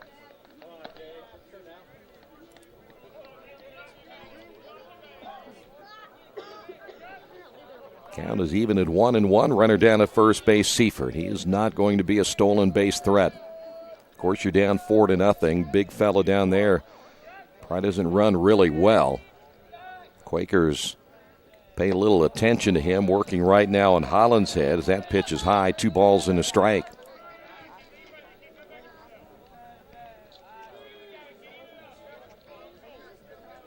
You know, Quakers were talking about that Florida trip. Once they play Kalamazoo March the 11th, we won't see them again until March the 28th. They still have to go to Heidelberg after they get back from Florida. 2-1 pitch hit foul. Hollinshead waiting on that breaking pitch. And then they play Grace, and we will then get into the HCAC portion of the schedule, which again, this year will not consist of the normal 27 games. And by the way, there will be one more team added to the playoffs this year.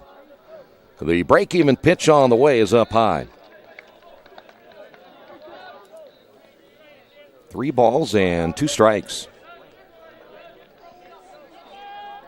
As always, make sure that for all the latest information on Quaker baseball and more, go to goearlham.com. 3 balls, 2 strikes. 2 away here in the fourth.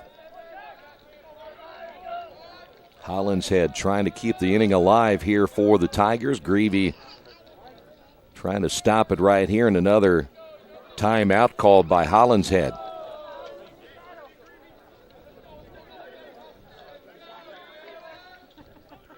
Quakers, again, they don't shift a whole lot in the outfield. They've stayed straight away against either a right-hander or a left-hander pretty much predominantly throughout the day as the runner takes off. The pitch low and inside. Hollinshead will walk. And the Tigers now have runners at first and second. And here's Ryan Probst. Probst is 0 for 1 today. The shortstop, number 2, Ryan Probst. Probst grounded out in the second inning.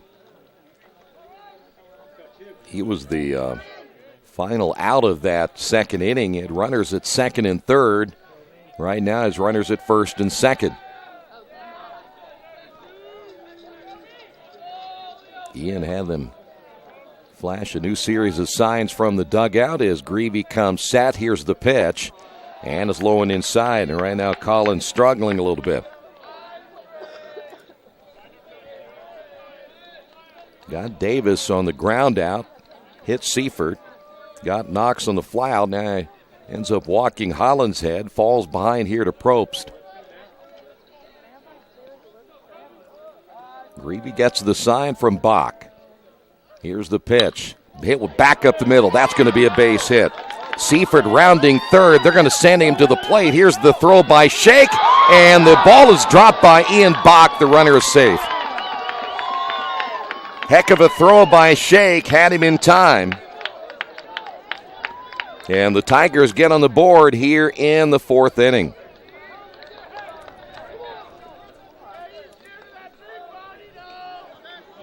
So Probst will pick up the RBI. And here's Barga. Number 5, Jace Barga. So for the first time today, the Tigers will not leave runners in scoring position, at least to this point. Barga 0 for 1. He flew out to right field his first time up. The pitch on the way, hit foul.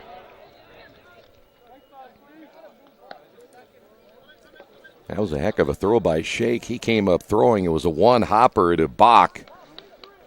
If Ian holds on, that was an easy out of Seifert, who was looking to score from second base. 4 base hits now by the Tigers. The stretch by Greavy. The pitch jams him. Ground ball down the first baseline, and that'll go foul. So Barga now behind in the count of no balls and 2 strikes.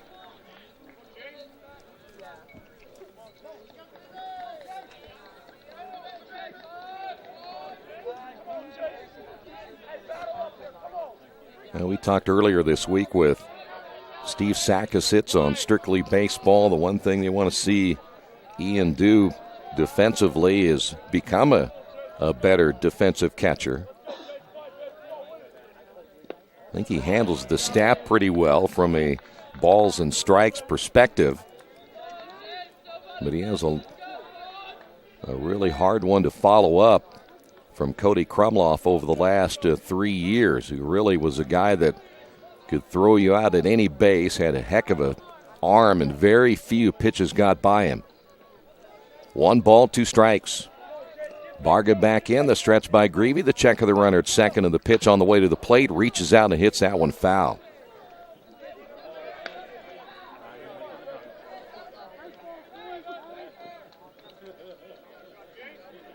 Barga, nice job as a pitch that was very borderline that time. Don't want to strike out here. Chance to keep this inning alive.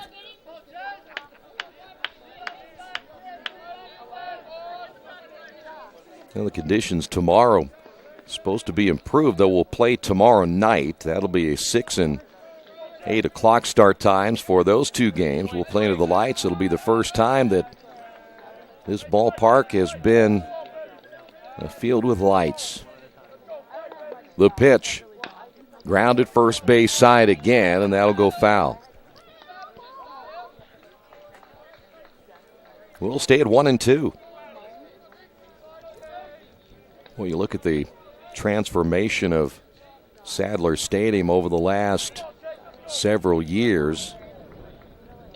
It has come a long way in a very, very short amount of time, and they got the lights in pretty quick. 1 ball and 2 strikes. The pitch on the way is a breaking ball. Good job by Ian to knock that one down. Long half inning here for the right-hander Colin Greavy. We don't keep a pitch count, but he's starting to get up there a little bit through the first 4 of this one. Neither bullpen so far active. 2 balls, 2 strikes, 2 away, 2 runners on. The stretch and the pitch on the way and hit foul. Good job again by Barga.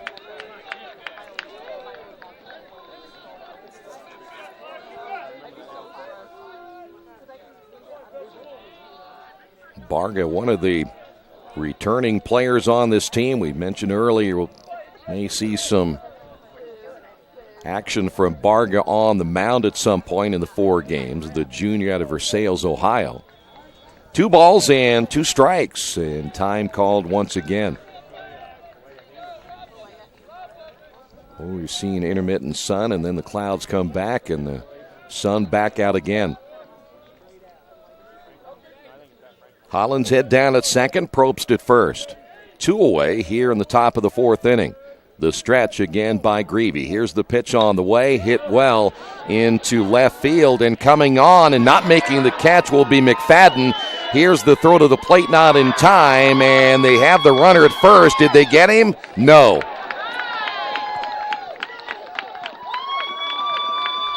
And it's 4-2.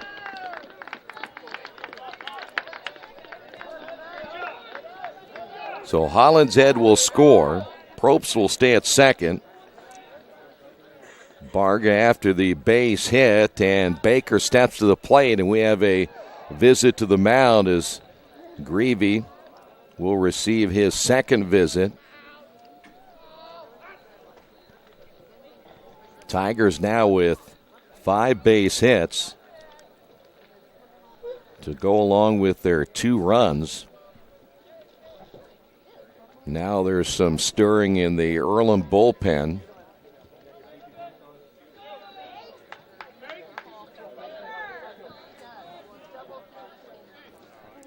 And here's the leadoff hitter, Matt Baker. Matt Baker.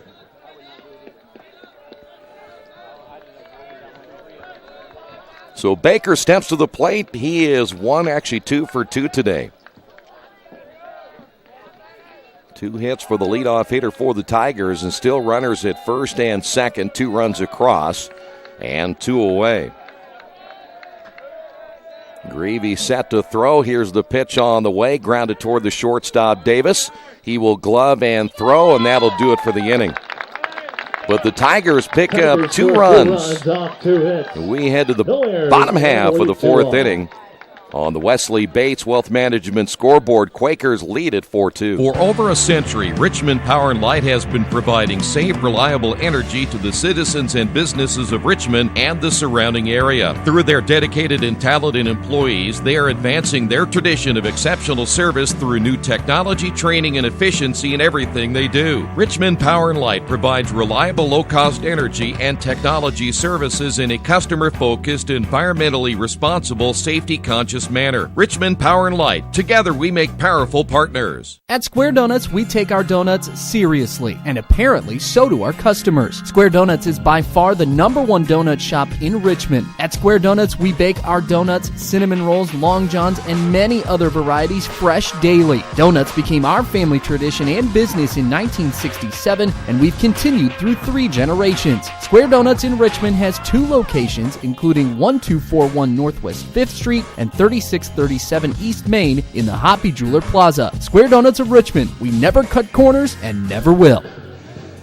Back at Sadler Stadium here in Richmond on the campus of Earlham College as we get set for the bottom half of the 4th inning. Gendro, Baker, and Shake all due up for the Quakers. For Earlham, the second baseman, number 40, Mark Gendro. Mark, couple of RBI, picked up a base hit in the 1st inning. We'll see how the Quakers respond after giving up 2 runs in the top of the 4th inning.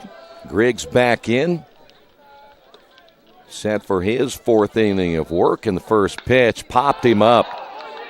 The catcher, Hollinshead, waving everybody off, and then the pitcher coming in. Griggs will make the catch, and there is 1 away.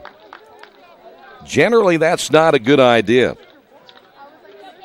Rather have your position players come in and make the play. With 1 out, now batting, number 1, Kendall Baker. Hollinshead thought he had it first, and Davis, the third baseman, may have had a play on it as well, but nonetheless, an out. Here's Kendall Baker. Baker struck out his first time up,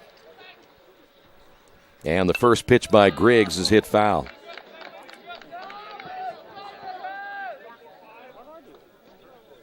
You're talking with Sack before the game and talking about how many young players that the Tigers have. You really think about the Quaker baseball team, too. They don't have a ton of veterans back from last year. They got a handful, but nonetheless, they have 13 freshmen on the roster this year.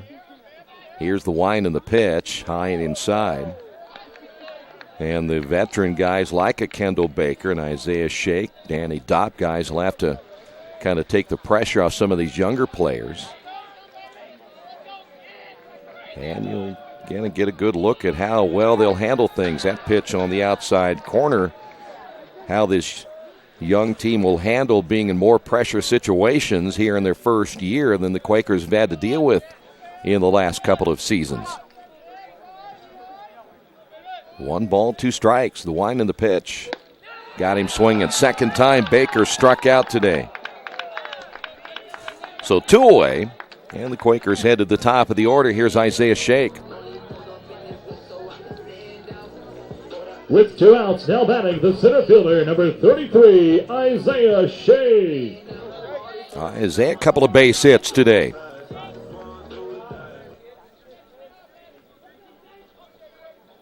It'll take time, too, and you play some pretty decent teams. That one is hit foul early in the schedule. We'll see Wilmington and Kalamazoo come in here as well. We're pretty familiar with those programs.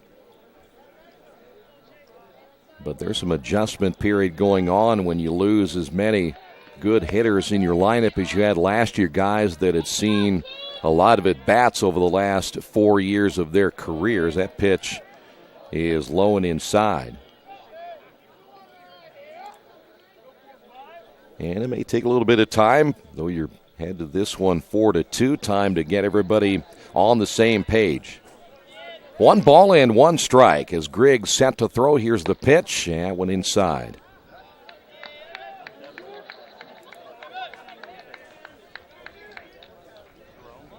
Quakers had a scrimmage in their first look at someone else a week or so ago here at Randall R. Sadler Stadium. A chance to see a pretty decent Adrian team out of Michigan.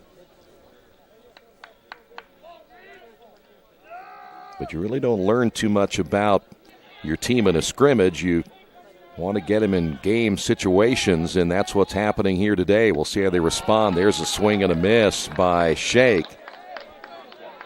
3 balls, 2 strikes now to the Quaker leadoff hitter. You know, we certainly talked about a lot last year and the year before that this team, their success, besides the pitching side of things, comes from getting these guys on base like Isaiah Shake, who is now has been on base 3 times here today. Brian Pensura will step to the plate for the 3rd time. Third baseman, number 22, Brian Pensura. You know, it doesn't matter what anyone says, trying to replace the type of offense the Quakers had a year ago in the last, well, I'd say 3 years. That's not an easy thing to do. Here's the pitch. Outside, 1 ball and no strikes. Pensura singled his last time up, 1 for 2 today.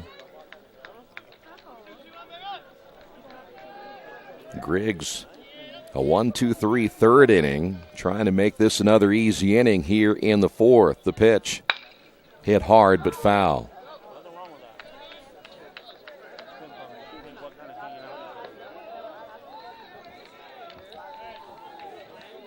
Count is even at 1 ball and 1 strike.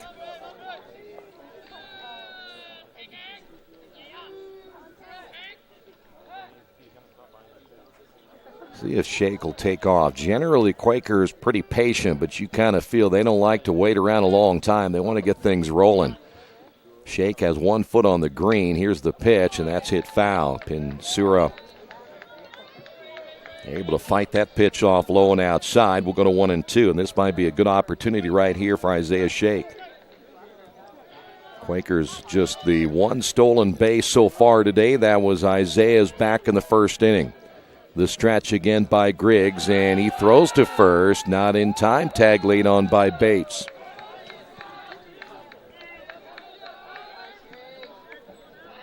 Quakers so far now with 7 hits, all coming in the first 2 innings.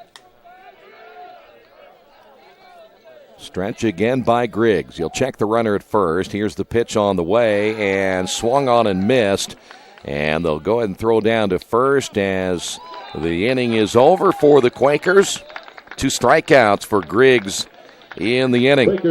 We will head to the 5th on the Wesley Bates Wealth Management scoreboard. Quakers continue to lead this one 4-2.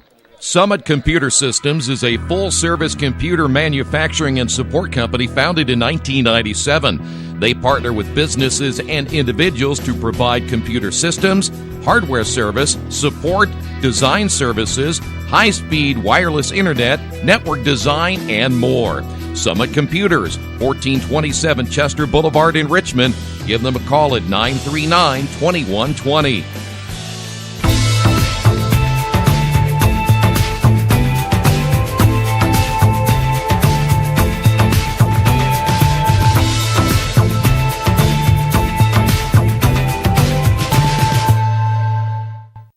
Finding a used car dealership you can trust is not an easy thing to do, but for me, the choice was an easy one. I went to Tony's Car Sales in Richmond. I purchased my last 2 cars from Tony's and couldn't be happier with the service. They didn't pressure me, and they worked with me through the entire process. If you're in the market for a great used vehicle, get to Tony's Car Sales in Richmond, 250 National Road West, or give them a call at 962-5665, or go to their website, tonyscarsales.com. We head down to the fifth inning. Colin Greavy back in for another inning of work. There is a right-hander throwing in the Quaker bullpen, so we may see Colin for one more. They'll try to get him qualified for a win here this afternoon. He'll be facing Kenny, Bates, and Davis. Patrick Kenny. Overall, I would imagine, depending on this half inning, things pretty much as expected for Greavy in his first start of the brand new year, and his first pitch is up high. That's the one area that may be of most concern, is just the pitches that are up high.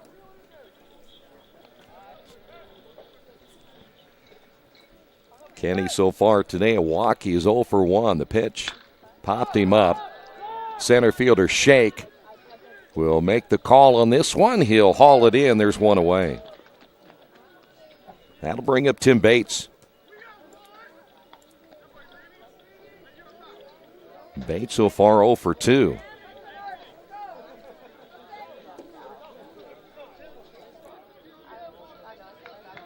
With one out, now batting number 6, Tim Bates.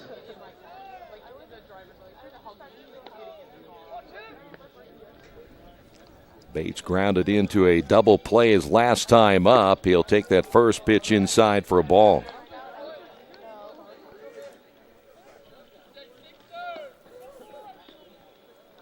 Getting Talcott in game number 2. We'll see Kyle Gorman, what a freshman year he had in game 3. First game tomorrow. 2 balls and no strikes. Now to Bates, and then we'll see Joey Gerbis, a brand new player for the Quakers, a freshman, will take the ball in game number 4 tomorrow night. Here's the wind and the 2-0 pitch. That one missing badly, as well as Greavy, not even close in all 3 of the pitches. Now to Bates. Bates struck out in the first and mentioned grounded out to end that third inning. Big double play for the Quakers. And the Tigers came back with the 2 runs in the 4th. Fastball stays up high, 4 pitches and a walk given up to Bates. And that'll bring up Mason Davis. Tigers have had base runners in every inning other than, well, actually they did. They had Baker get the single in the first, so they've had a base runner in every inning so far here today. Davis struck out in the second, grounded out in the 4th. He's 0 for 2. Greavy again will come set as he checks the runner at first, and the pitch is lifted high in the air to left center field. McFadden coming over. He'll make the catch, and Bates will return to first, and there's 2 away. Boy, you'll have the idea getting the cleanup hitter on the first pitch. With 2 and that'll outs, bring up Jack Seifert. Jack Seifert.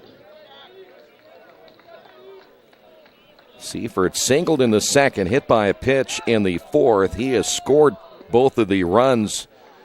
Or take them back. He scored one of the 2 runs today for the Tigers. Hits this one foul. Seifert stranded at third back in the second inning. Managed to get to third on a wild pitch by Greavy.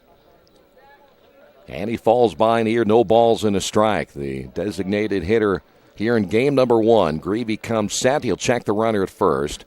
And the pitch on the way is a ground ball chopped foul. And Seifert quickly behind it, no balls and 2 strikes.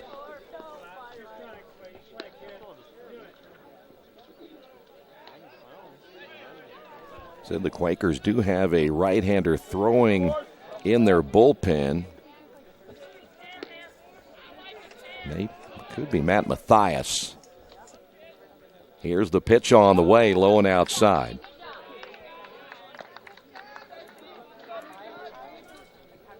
Mathias, one of the Veterans back from a year ago.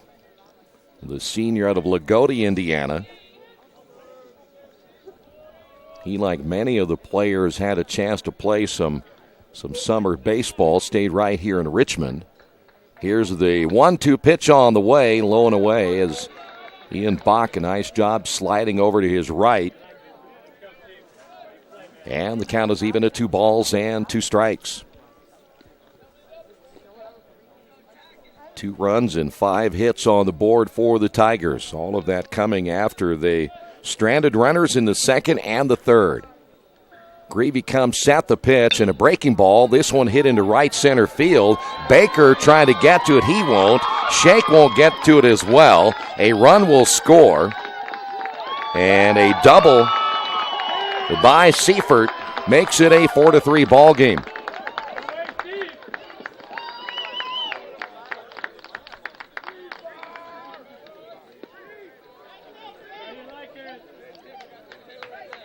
Hit number 6 on the afternoon now for the Tigers. At bat, number 16, Hayden Knox. And Seifert picks up his second base hit. Here's Hayden Knox.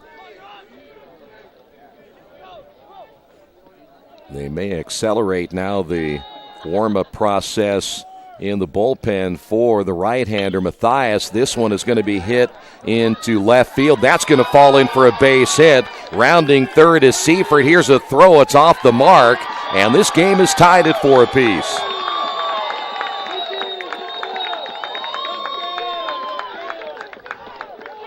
Knox headed to second base, and after the single on the throw to the plate, drives in a run. So Knox, 2 runs in the inning now for the Tigers. And that may be it for Colin here this afternoon.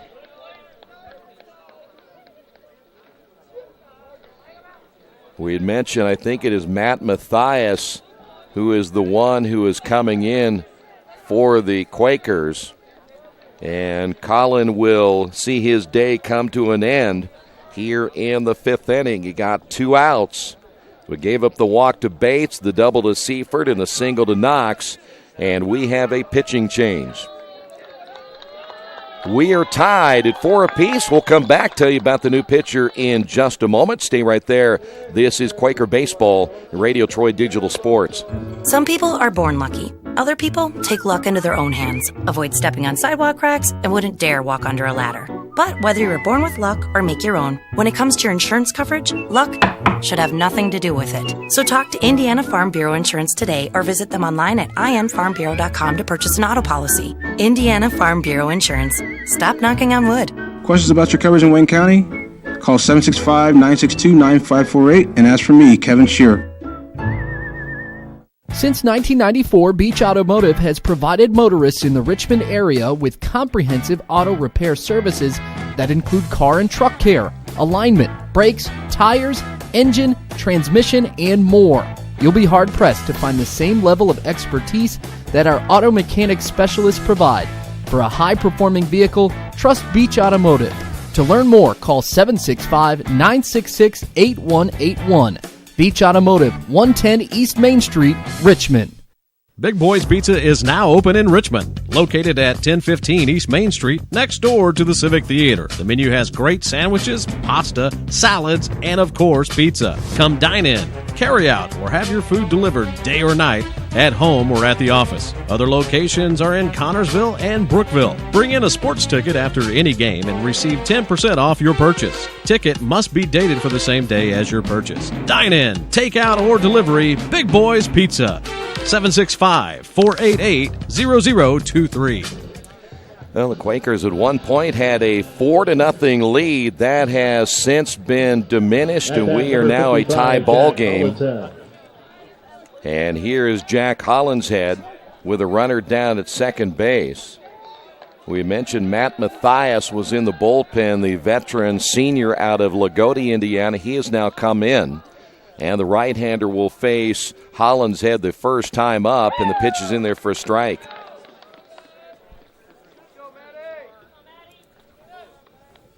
A 2-run 4th inning and now a 2-run 5th inning for the Tigers here in game number 1.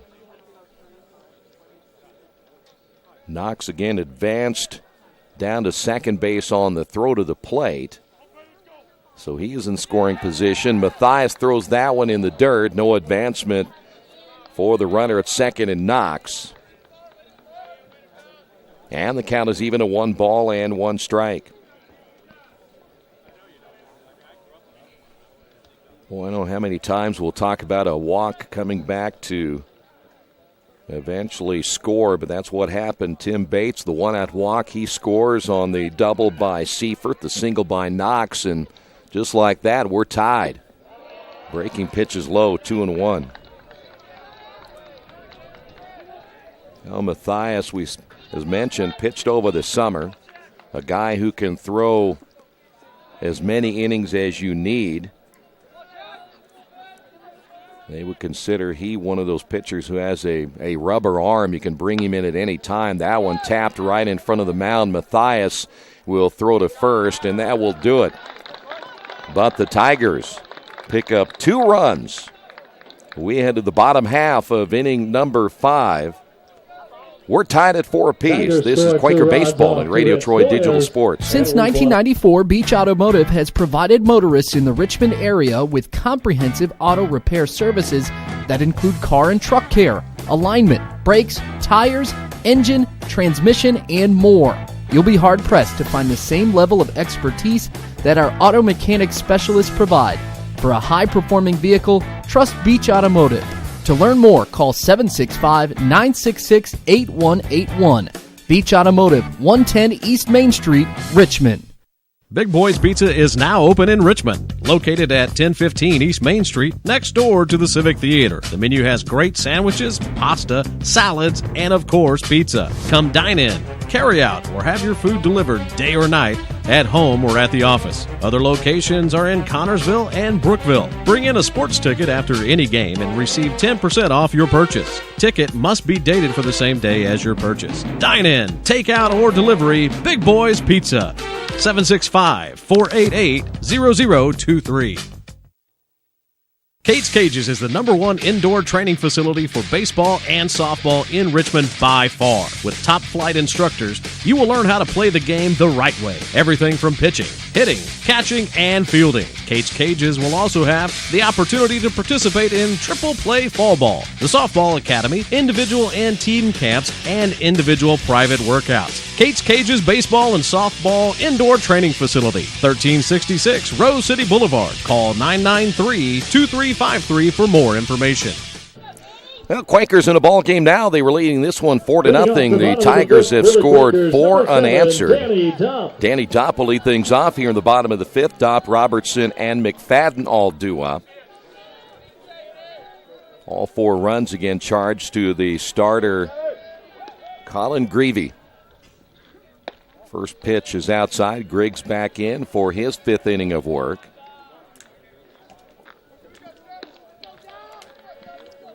Dopp singled and scored back in the first inning. Reached on a fielder's choice in the second, and he got fooled by that pitch. And the count is even at 1 ball and 1 strike.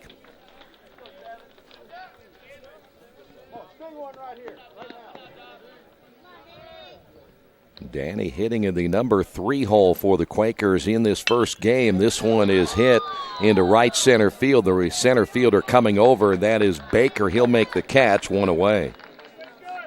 Hit well, but hangs in the air, and here is Addison Robertson.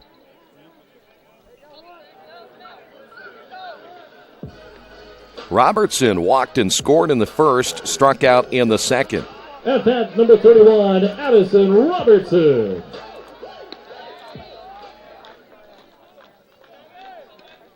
Now Griggs getting stronger as he goes. He was roughed up early in this one, but he has really settled down over the last couple of innings.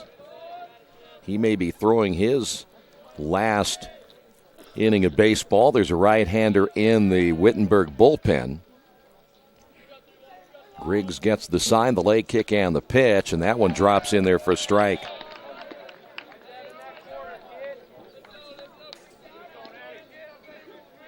One ball, 1 strike to Robertson. Griggs with the pitch. Foul tip held on. And now Robertson down in the count at 1-2. Griggs will shake off the side from Hollinshead. Here's the pitch on the way. Another breaking ball. That is going to be hit down the third base side, but goes foul. We'll stay at 1 ball and 2 strikes.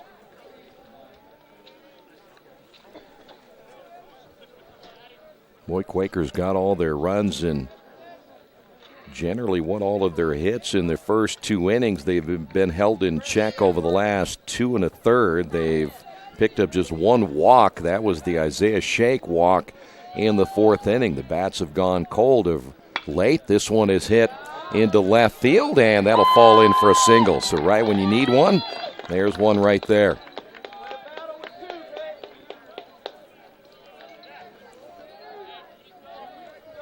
So the leadoff single by Robertson, and that'll bring up McFadden. Fielder number 16, Andrew McFadden. Quakers now with 8 base hits.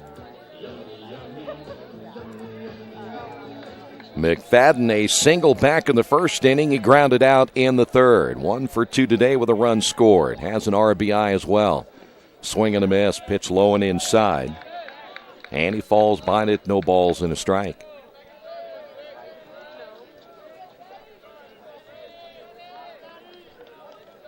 Well, Robertson is a guy who can steal bases as well. Let's keep an eye on him down at first base. He will take off. The pitch low and inside, and easily stealing second base, Addison Robertson.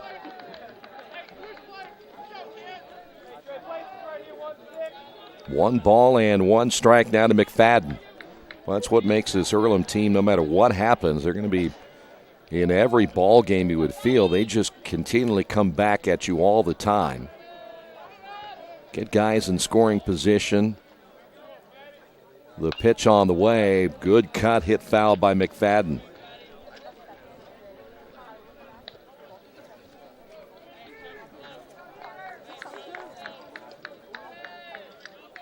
Mentioned McFadden out of New Franklin, Ohio. There is a lot of players out here from the state of Ohio playing on both sides.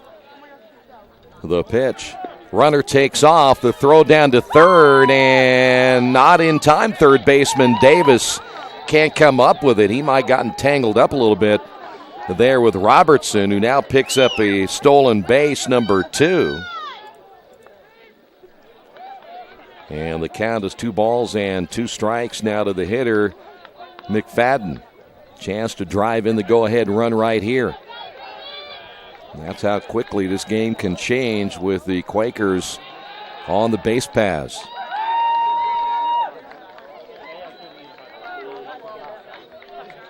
One away here in the bottom of the 5th inning. Game number 1 of 2 here today. The stretch again by Griggs, and the pitch on the way is a breaking ball. Good job as McFadden lays off that pitch. Boy, sometimes those high pitches come in and they look pretty good, but they are generally unhittable at that stage. Here's the payoff pitch once again. Hit well into left field, base hit. McFadden, his second run driven in the afternoon. The Quakers come right back and take now a 5-4 lead. Quakers now with 9 hits here today. And that may do it for Griggs.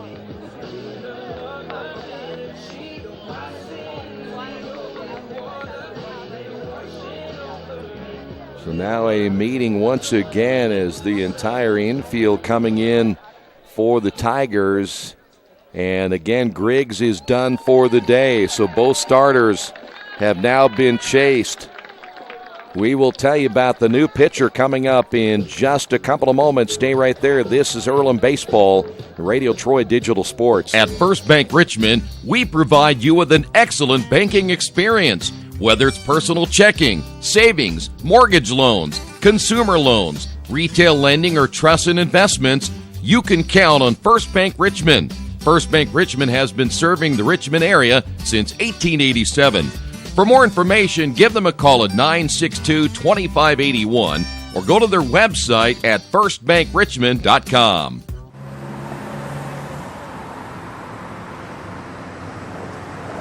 I got this.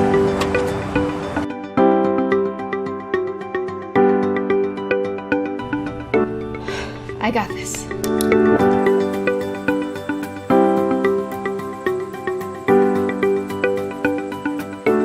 I got this. At Harrington Hogue, we believe your life belongs to you. That's why we work hard to make sure that your insurance coverage is the last thing you have to worry about. So when it comes to keeping you protected, We got this.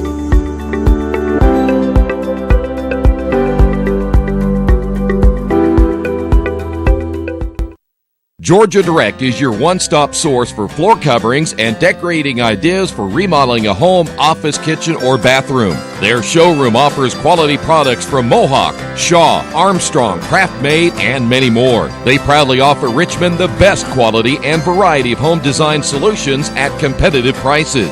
At Georgia Direct, their goal is to deliver an outstanding customer experience from selection through installation. Georgia Direct Carpets and Cabinets, 5200 National Road East, Richmond. New right-handed pitcher for the Tigers will be Parker Tights. Ian Bach will step to the plate for the Quakers here in the bottom half of the fifth inning. Tights, the right-hander out of Granville, Ohio. Now we'll be facing Bach, who's 0 for 2 today. Quakers regain the lead in the McFadden base hit. His second run driven in of the afternoon, and the Quakers back on top of this one 5-4, and there's a wild pitch. McFadden easily down to second base.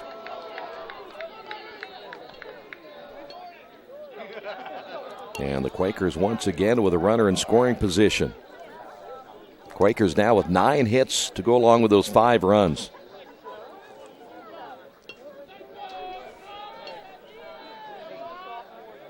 So now the freshman thrown in the fire here for the Tigers. The right-hander's next pitch on the way, popped him up on the right side. Kenny coming in, shallow right field, tagging at second, but holding there will be McFadden. So after a wild pitch, they'll get Bach for out number 2. Here's Dre Davis. At bat, number 26, Dre Davis. Dre picked up a hit back in the first inning, grounded out in the third. He's 1 for 2, but now has McFadden at second base. Chance to drive in a run right here for the Quakers. Tights will come set. The pitch on the way. This one hit into center field. That's going to fall in for a base hit. McFadden rounding third. Here's the throw, not in time, and just under the catcher as Hollinshead able to come up with a baseball, but not until Dre Davis drives in the run and gives the Quakers now a 6-4 lead. Davis driving in his second run of the ball game.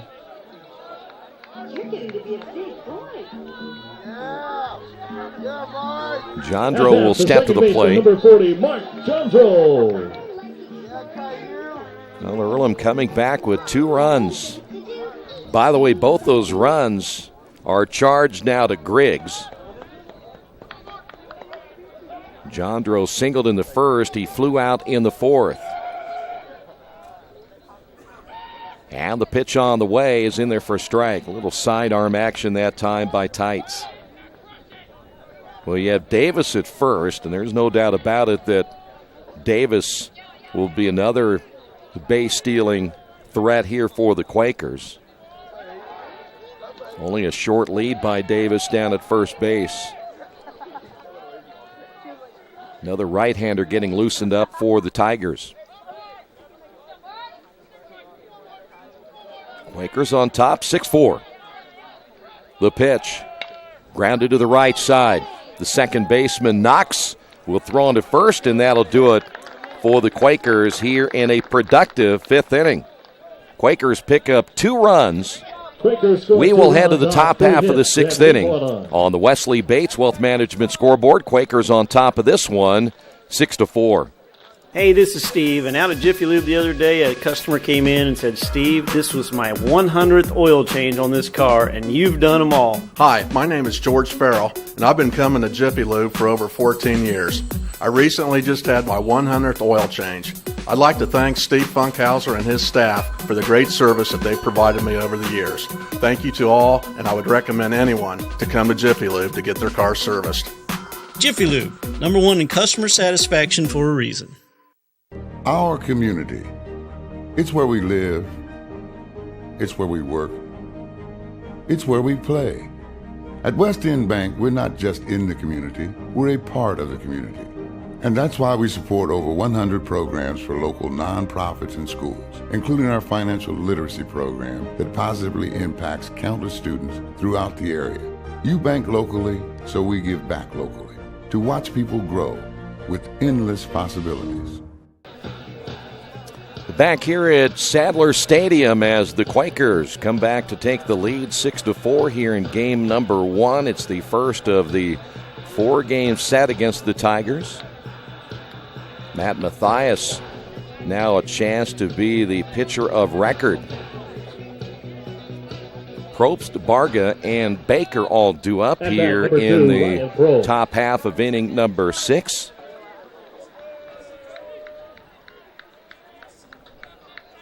Mathias, first look at Probst, who singled his last time up of the 4th inning, has driven in a run. The pitch, low and inside, ball 1.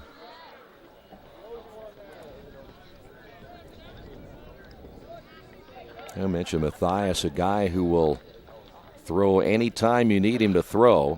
Ground ball toward the shortstop. Davis dropped it at first and then will throw to first base, not in time. That'll be an error. So our first error of the ball game. And the Tigers have a man on here in the top of the 6th inning. That'll bring up Barga. Barga 1 for 2. He singled in the 4th. Well, sometimes on a surface like the Quakers play on, you have a tendency to, that pitch in there for strike, a tendency to kind of get not necessarily lazy on a ball, but sometimes you think that ball's going to get to you quicker than it is, and I think Davis just tried to backhand that ball instead of getting over and getting in front of it. And that may have cost him again on the throw as well, because then you pick up the baseball and have a tendency to hurry it. Mathias again will work from the stretch as he checks the runner at first. The pitch on the way is a breaking ball. That's a pretty good pitch. He jumps ahead of Barg at 0-2. I think they're going to count on Mathias a little bit more this year. He was at times inconsistent last year, but I think a summer of baseball probably helped him. Here's the 0-2 pitch. Good waist pitch. 1 ball, 2 strikes. You go 9 deep on your pitching staff. You got some guys that'll be at 6, 7, 8, and 9 that you probably could start at some point, but Quakers are deeper in their bullpen than they have been in a long time. And all of those freshmen last year's, the pitch is outside. Ian drops it, and that'll be a pass ball.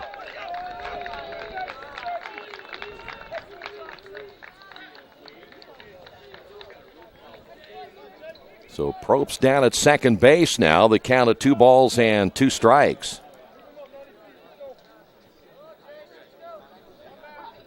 And back to the pitching when you consider the freshmen last year, how much time they got.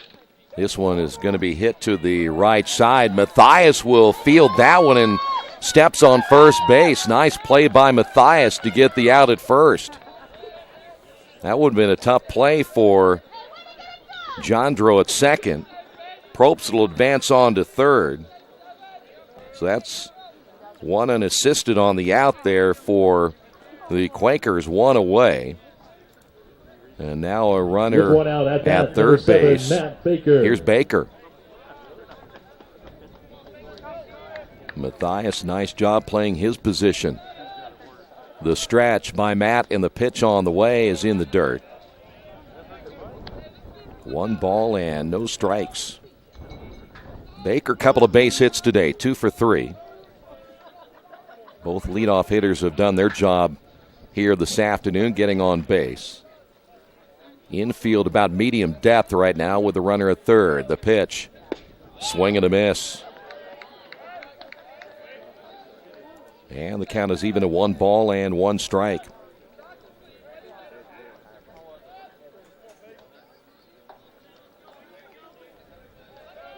Matthias shaking off the sign from Ian Bach, now set to throw, and his pitch is on the outside corner. They say it was a little bit high. It's going to be a little bit high. 2 balls and a strike.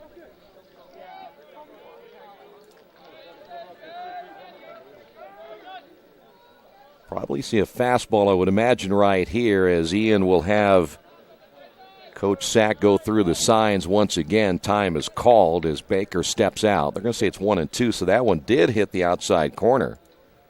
So 1 ball, 2 strikes. Now to Baker. That may change the situation completely here as Matthias, he comes with a fastball that time, but again overthrows it. And we'll go to 2 balls and 2 strikes.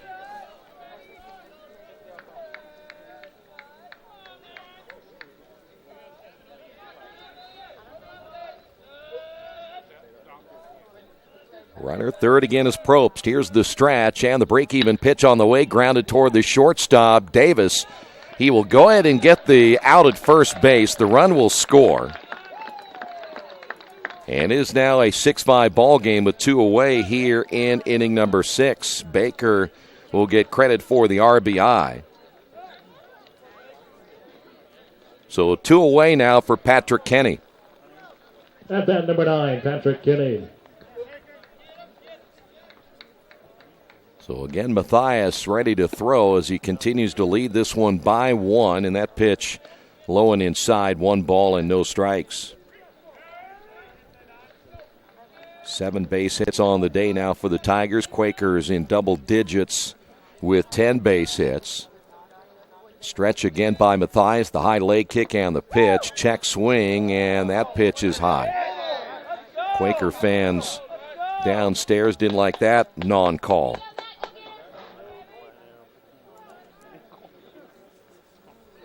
Kenny so far today 0 for 2 with a walk. The pitch, low and inside. 3 balls, no strikes.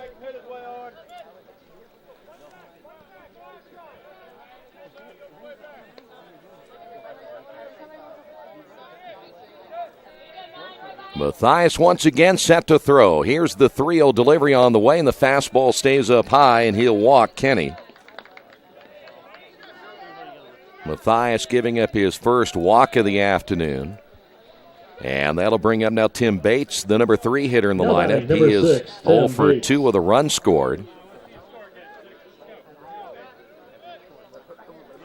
So Matthias will have to work out a little bit of a trouble here in inning number 6. And the right-hander set to throw, and his first pitch is chopped foul. By the way, Quakers were the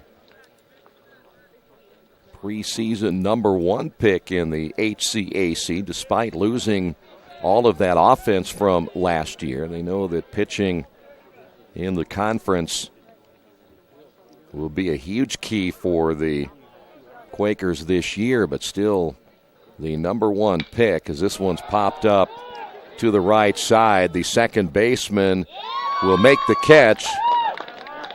Gendro there to make the catch, and that'll do it as we head to the bottom half of inning number 6 on the Wesley Bates Wealth Management scoreboard. Quakers on top of this one, 6-5. Hello, my name is Kyle Schwarzkopf. I'm the manager of Kyle's National Road Auto and business in Richmond since 1979. We employ ASE certified technicians, and we have over 80 years of experience. We work on all domestics and most European and Japanese cars. Give us a call at 966-1555. Kyle's National Road Auto Service. My name is Kyle Schwarzkopf, and I approve this message.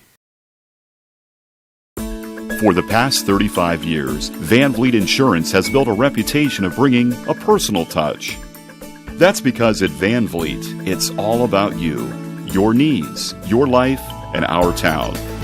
Along with providing quality coverage to individuals, families, and local businesses, we're proud of our community and the opportunity we have to protect your future within it.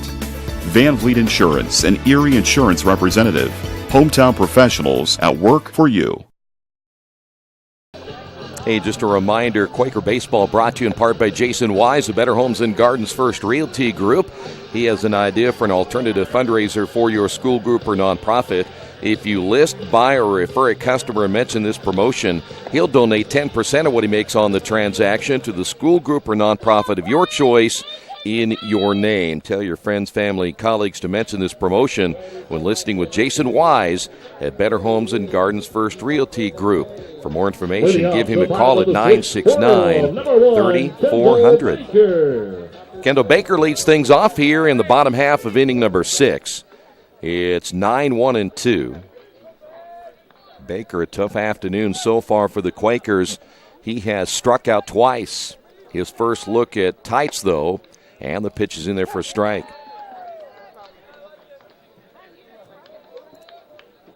Well, the freshman right-hander comes a little sidearm. Every once in a while you'll see a three-quarter delivery and even over the top. That pitch outside. 1 ball and 1 strike. I think you may see more pitchers these days going more sidearm than we have in a long time. Third baseman Davis will come in a few steps. This one is popped up.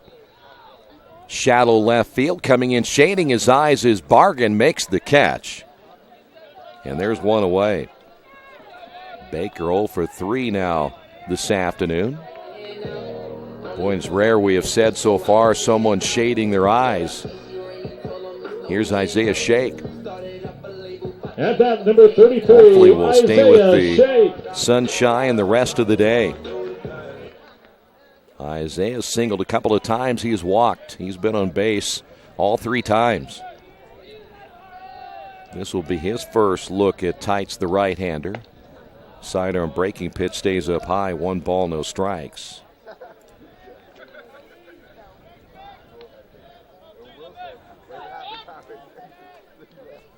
Tights will get the sign from his catcher Hollins Head. The pitch is in there for strike 1.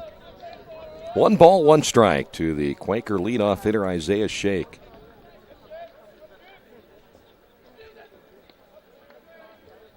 Shake, the sophomore out of Bloomington. This one hit hard to center fielder Baker, going back a few steps, and he drops it. Heading to second base will be Shake, and that should be an error, a 2-base error on the center fielder Baker, who just reached up and dropped it.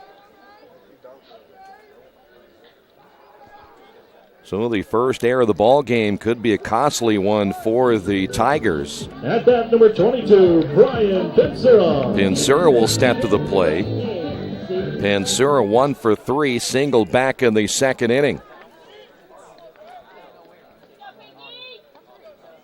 So now the Quakers have a runner in scoring position as Tight set to throw, on the pitch is outside, 1-0.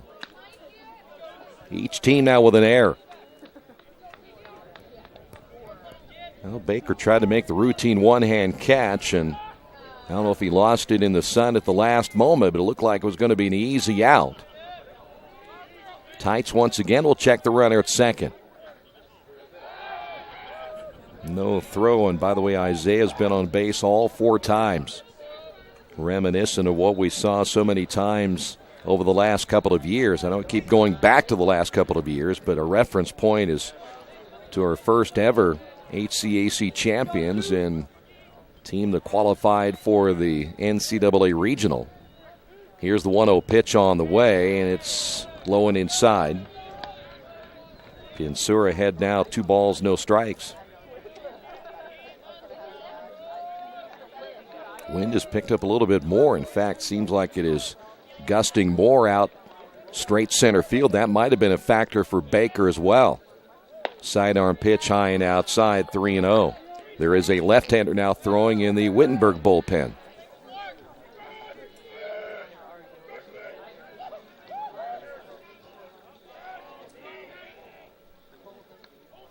Quakers lead at 6-5. Shake gets good lead down at second base. He's caught the attention of Tights, and that pitch caught the inside corner for strike one.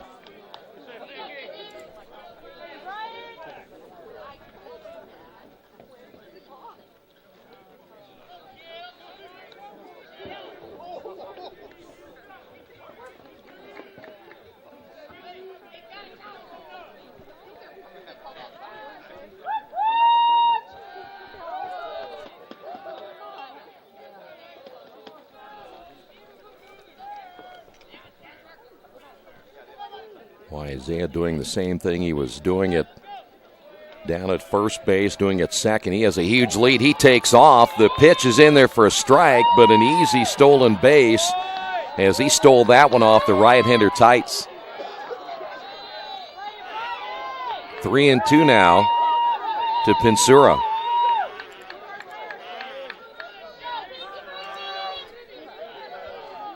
Chance here for a RBI situation is high and outside. Pinsura will walk. Quakers now with runners at first and third. And here's Danny Dopp.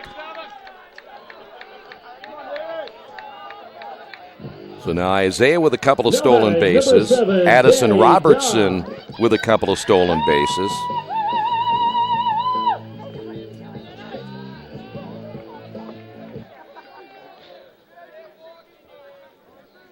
Now we'll see Holland's head go out and talk. This is more of a situation giving your left-hander a chance to get warmed up in the bullpen. Good to see another big inning right here for the Quakers. And now we'll see the pitching coach come out.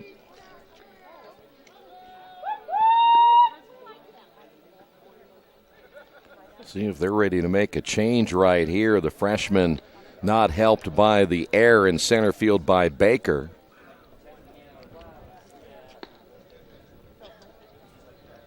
Boy, and Danny Dopp now, and we talked about it earlier, Dopp, his ability to hit from a year ago in that excellent lineup, and he kind of got lost in all of that, but he had a great year. Dopp 1 for 3 today.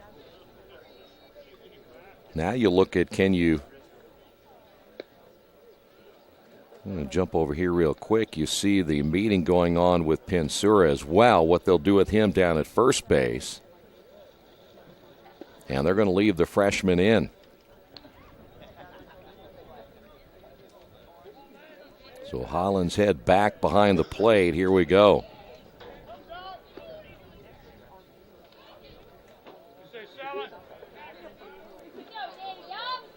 Danny singled and scored back in the first inning. Last time up, he flew out to center. Still one away. You get one in the air deep enough, you'll get the runner at third, Isaiah Shake. Pinsura at first base. Let's see if maybe he can get something going. The pitch on the way is in there for a strike.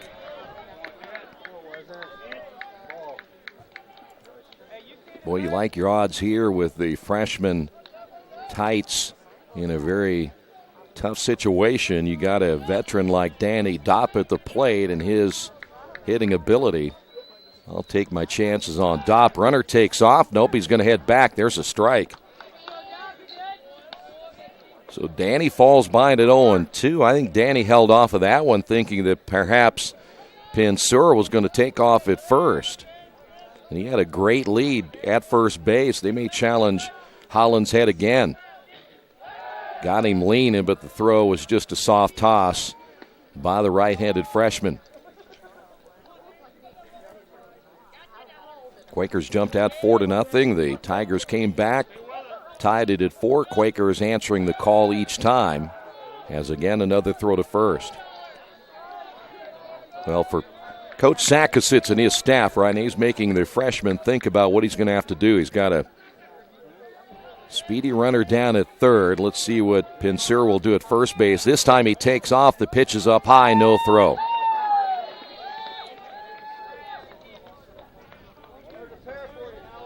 So now runners at second and third. 1 ball, 2 strikes. Dopp behind in the count, but still a good contact hitter at 1-2. One away. The pitch on the way. It's high, 2-2. Now it becomes a little bit better of a hitter's count.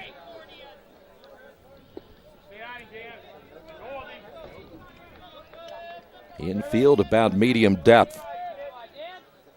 The stretch by Tights once again. Here's the pitch. Popped him up. Shallow right field. Coming in is Kenny. He'll make the catch, and that'll hold runners again at second and third.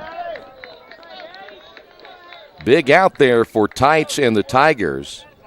And here's Addison Robertson.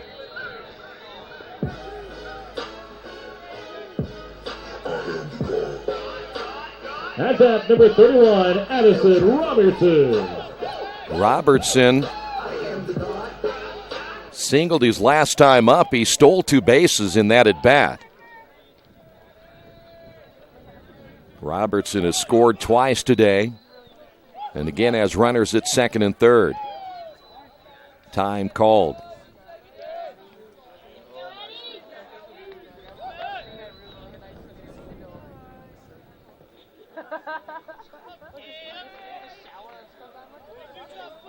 The stretch by the right-hander. Checks the runner at second, and the pitch.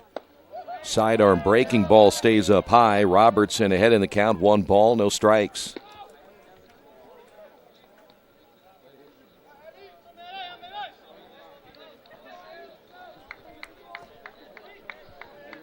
Quakers trying to add to a 6-5 lead right here in the 6th inning. The pitch. Another breaking ball. That's in there for a strike. Well, so far, the right-hander Tights much better with his pretty much three-quarters delivery. It's not completely sidearm, and it's not over the top, so we'll call it three-quarters. He's better with that in his breaking pitches, and he went back again, and Robertson able to foul that one off the end of his bat. 1 ball, 2 strikes. That's a pretty good cut on it for the right-hander Tights.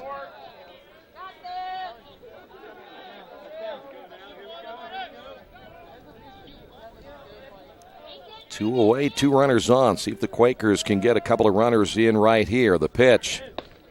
Boy, just to the outside. Tiger crowd that's here, they wanted that call. And the count goes to 2-2. Robertson able to lay off. Pitch just outside the strike zone. So now the break-even pitch. This one hit into left center field. That's going to fall in for a base hit. That will score 2 runs, and the Quakers now lead at 8-5.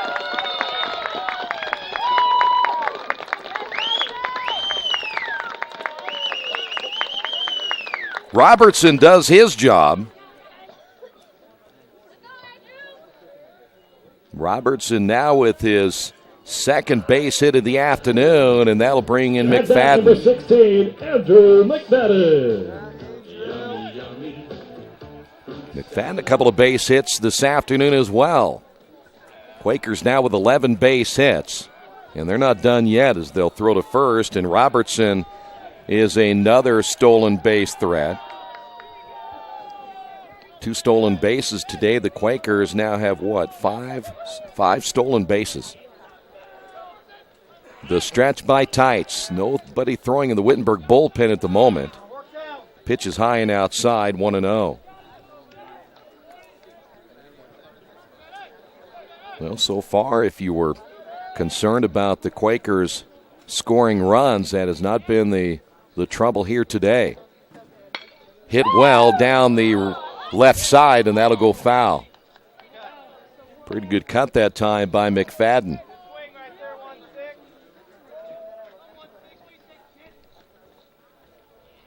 One ball and 1 strike.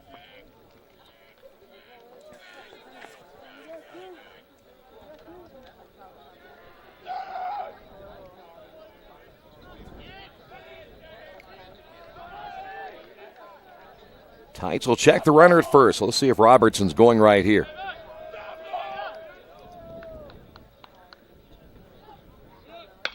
This one popped up. On the left side, the third baseman drops it in foul territory as Davis will give McFadden another chance.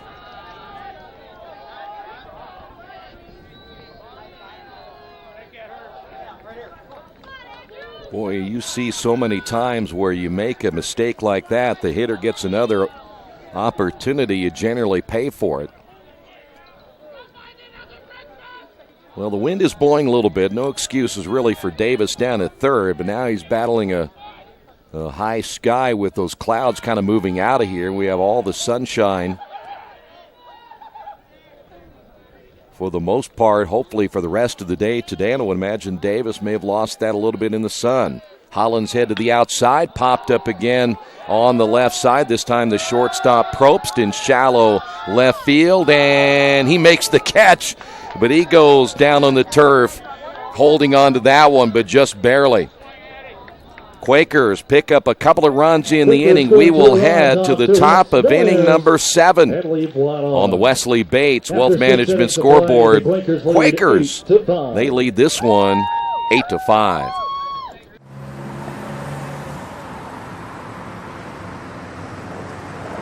I got this.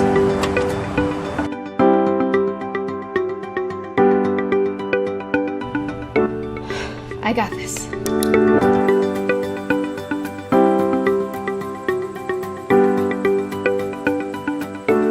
I got this. At Harrington Hogue, we believe your life belongs to you. That's why we work hard to make sure that your insurance coverage is the last thing you have to worry about. So when it comes to keeping you protected, We got this.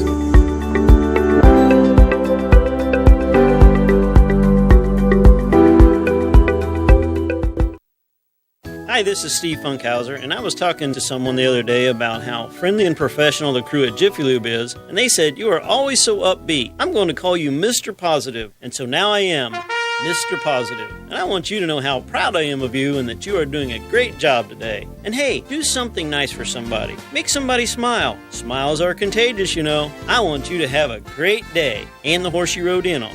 Jiffy Lube. Fast, friendly, professional. I'm Mr. Positive, and I approve this message. We will head to inning number 7. Davis, Seifert, and Knox due up as we see Matt Mathias back in. Mason Davis. And the first pitch is low for a ball. We mentioned Matt, the pitcher of record now for the Quakers, in for his third inning of work. He threw a third of an inning back in the 5th. Breaking pitch in there for a strike. And the count is even at 1-1. Davis so far today is 0 for 3. Mathias set. Here's the pitch, and he comes inside and hits him. Second hit batter today for Earlham pitching. And that'll bring up Seifert. Tigers have had a base runner in every inning here today. And we have a pinch runner down at first as Justin Barger will come in and pinch run for Davis.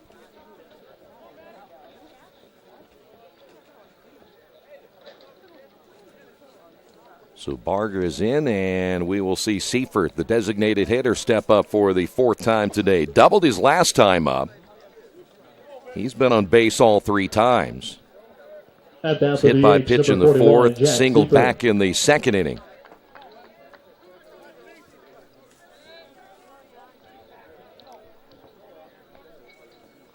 Quakers have, looks like one now starting to stretch in the bullpen as Mathias lets that one gets away from Ian Bach. He may have been crossed up on the pitch, and that'll put Barger down at second base.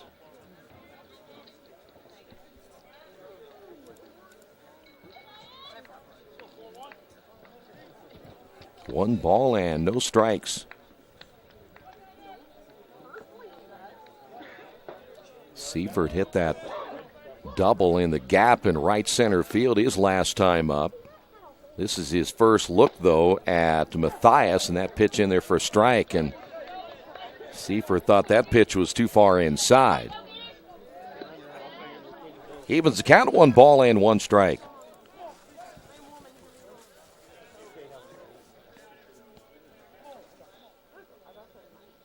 Here's the pitch on the way. Late swing and a miss. And we'll go to 1-2.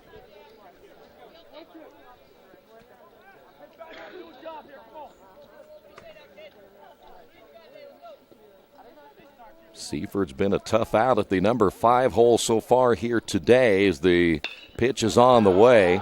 Popped him up on the right side, the second baseman there to make the catch. There's one away. That'll bring up Hayden Knox. At bat number 16, Hayden Knox. Knox walked back in the second, flew out in the fourth, and singled in the 5th inning. So 1 away here in the 7th inning as Barger gets the lead down at second base, grounded up the middle. Davis playing behind the bag. Makes a strong throw to first as the runner will advance to third, and there's 2 away.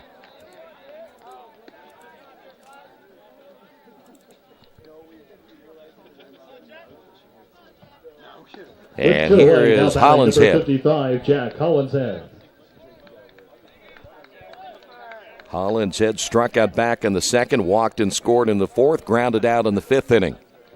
So 2 away here in the top of inning number 7. We do know there's a right-hander now throwing for the Quakers. There is a right-hander warming up for the Tigers as well. Here's the pitch. This one hit well into left field. Going back on it will be McFadden at the fence. Goodbye. A 2-run shot by Hollinshead, and it's 8-7.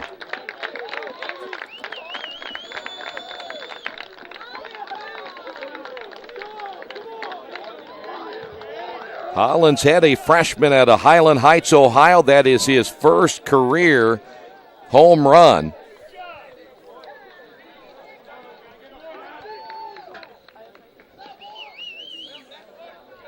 And there was no doubt about that one. Batting number 2, Ryan Probst. Here's Probst. 8 hits now for the Tigers. None bigger than that one so far as it pulls them to within 1. Probst reached on an error in the 6th inning. He has scored a run today, also has a base hit. Matthias in there for a strike. Oh, the wind again has picked up a little bit more. Not saying that wouldn't have been a home run anyway, but that was quite a poke that time by the catcher Hollinshead. And there is another strike to Probst, and he's quickly down at 0-2. Hit that one just between the 375 mark and the Earlham Monster, as they call it here at Sadler Stadium, and that will do it. A ground out for Probst. Damage done by Hollinshead with the home run. We will head now to the bottom half of the 7th inning on the Wesley Bates Wealth Management scoreboard. Quakers lead it 8-7. Tigers score 2 runs off. Little Sheba's Restaurant and Zini's Place. Come join us in Richmond at 175 Fort Wayne Avenue or at our newest location in Centerville at 129 East Main Street. Grab one of our gourmet pizzas, a deluxe sandwich, steak or fresh salad, and an ice-cold beer or your favorite wine. Featuring live music every Tuesday, Friday, and Saturday, plus more in our smoke-free environment. 10% discount with a valid student ID. It's better than being home.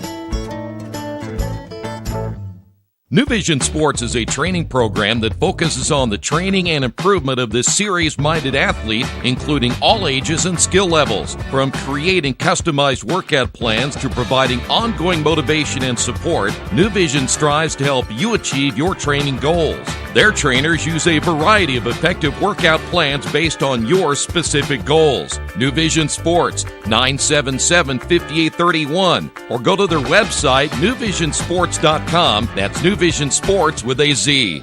A couple of changes for the Tigers as we get set for the bottom half of inning number 7.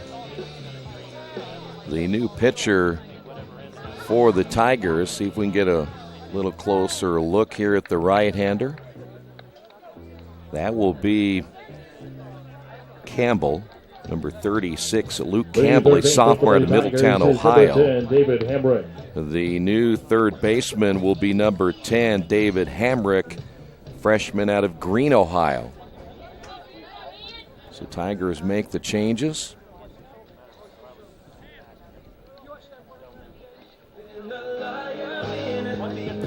For the Quakers, At bat number 5, Ian Bach will lead things off.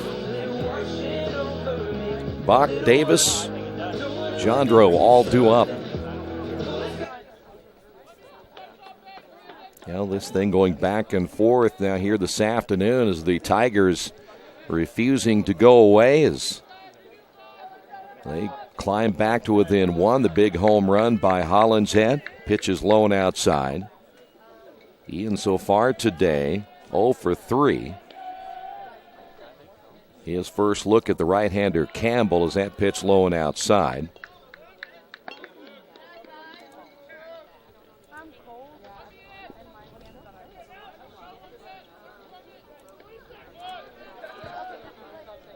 Campbell set to throw. Here's the pitch. And it's high and inside. By the way, Campbell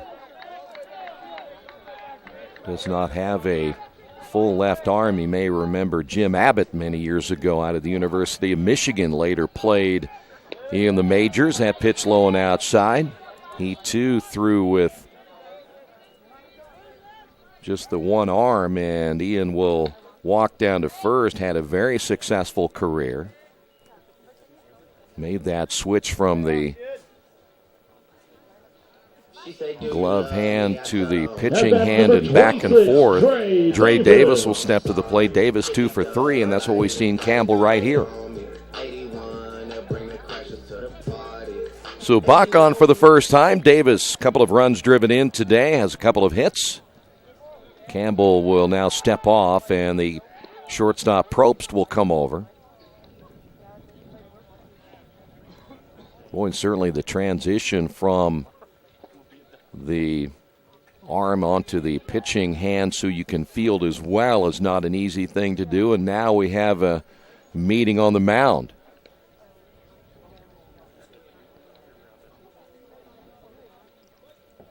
And we see everyone coming in now for the Tigers, and that's it for Campbell already. So we have a pitching change already again as Campbell is done after giving up the leadoff walk. We will tell you about the new pitcher now for the Tigers in just a moment. Stay right there. This is Earlham Baseball and Radio Troy Digital Sports. As an internet service provider, Parallax Systems offers reliable residential high-speed internet service and business service. With a fiber backbone reaching over 150 miles, we have created a multifaceted delivery system. Our dark fiber leasing has proved beneficial to public and private sectors alike. Parallax serves Wayne County and surrounding areas. Parallax Systems, when speed matters. A division of Richmond Power and Light.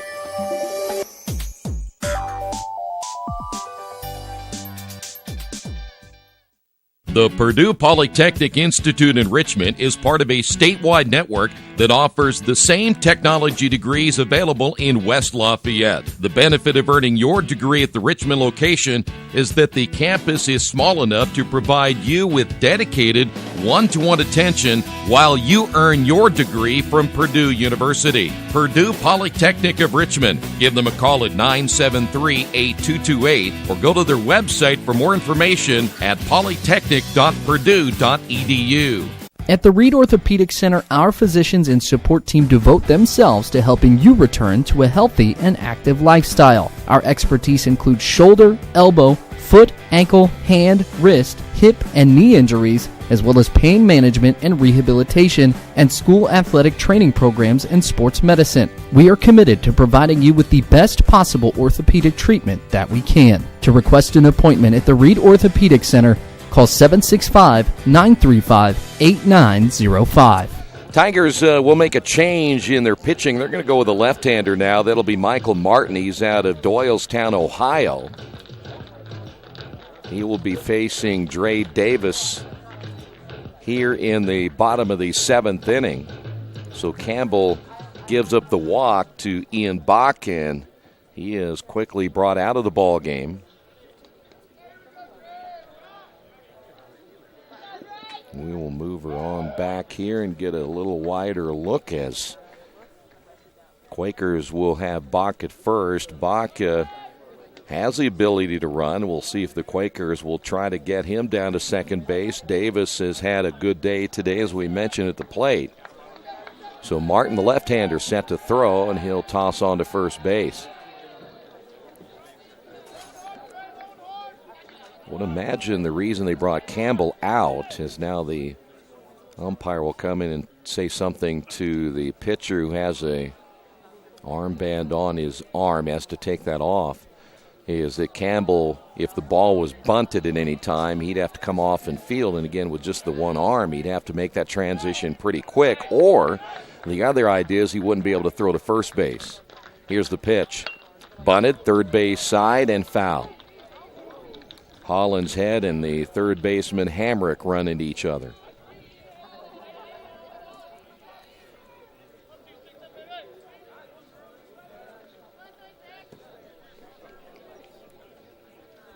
No balls and a strike now to Dre Davis.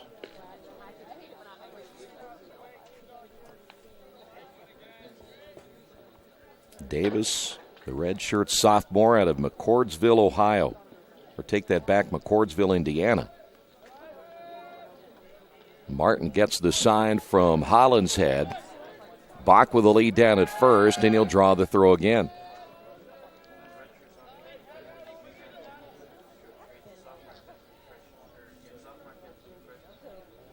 Quakers 8 runs to go along with 12 hits. By the way, they've taken off that error on the center fielder Baker. So no errors on the board for Wittenberg. This one hit foul. And Dre quickly behind a no balls and 2 strikes.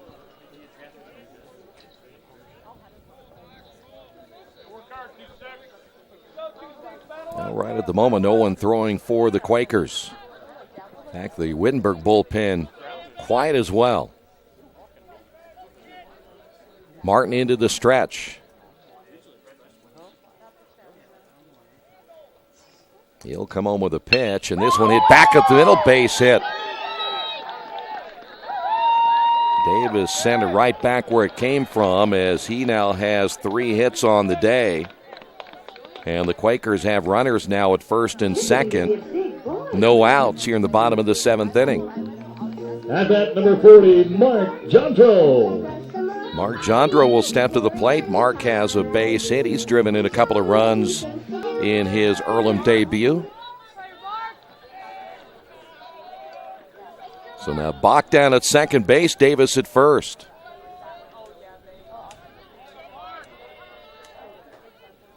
And now Martin and Hollinshead will have to get together as they are working for the first time.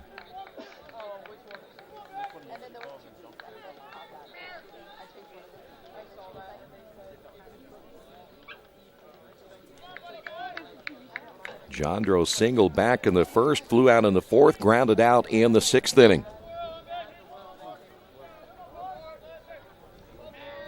Martin again a check of the runner at second, and now he'll look that runner back. Not a big lead for Ian down at second.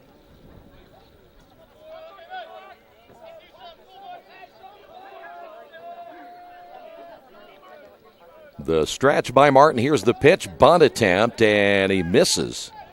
The runner's back to first and second. Jandro down to the count now at 0-1. See if they'll try to sacrifice those 2 runners again. The stretch by Martin. He's showing bunt. First baseman Bates coming in. Hamrick coming in as well. And the bunt attempt, bunted foul. So I doubt they're going to have him do it again. He's down at 0-2.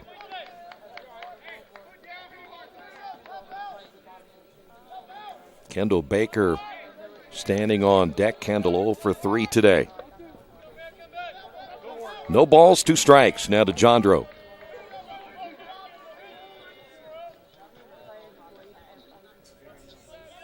No outs as we play here in the 7th. Quakers trying to add to the 1-run lead. The stretch again by Martin, and the pitch on the way to the plate is a breaking ball. Got him swinging. Big pitch there by Martin.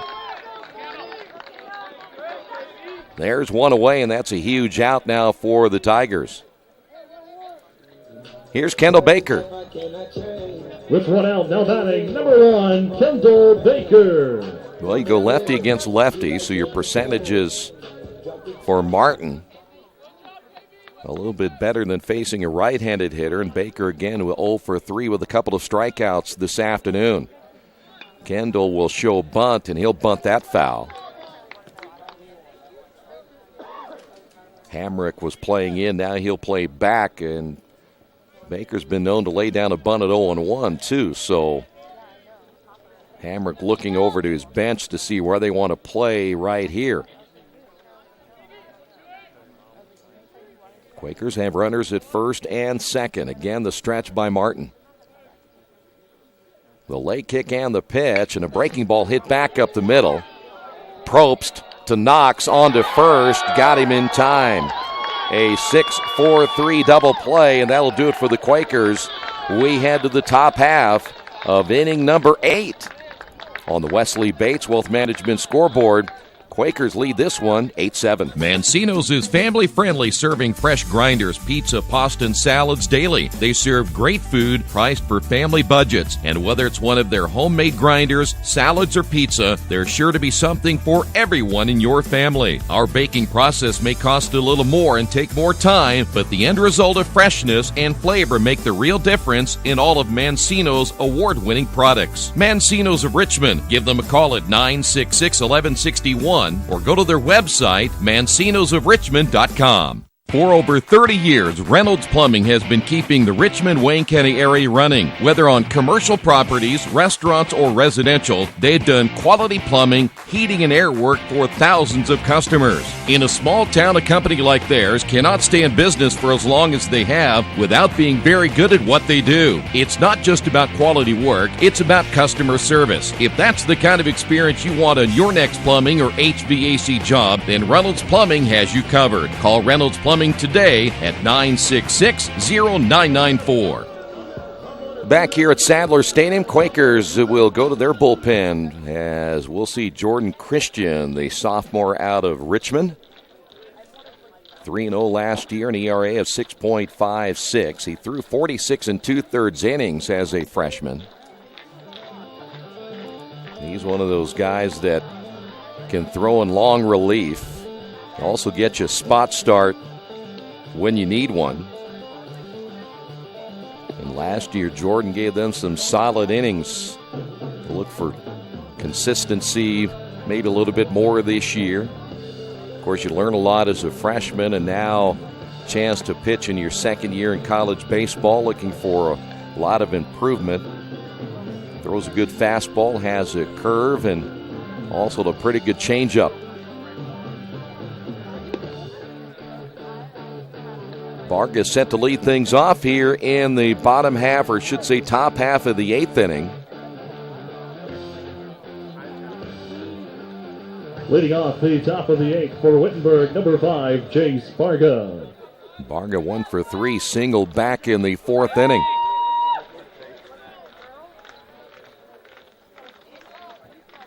Well, Matt Mathias still a chance to pick up the win here today, as Jordan will step in for the first time in the 2018 campaign as he gets the sign from Ian Bach, and his first pitch is low for a ball.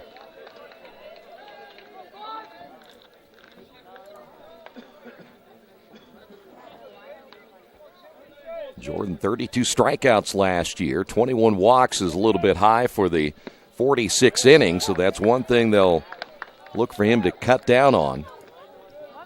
That time found the outside corner, 1 ball and 1 strike.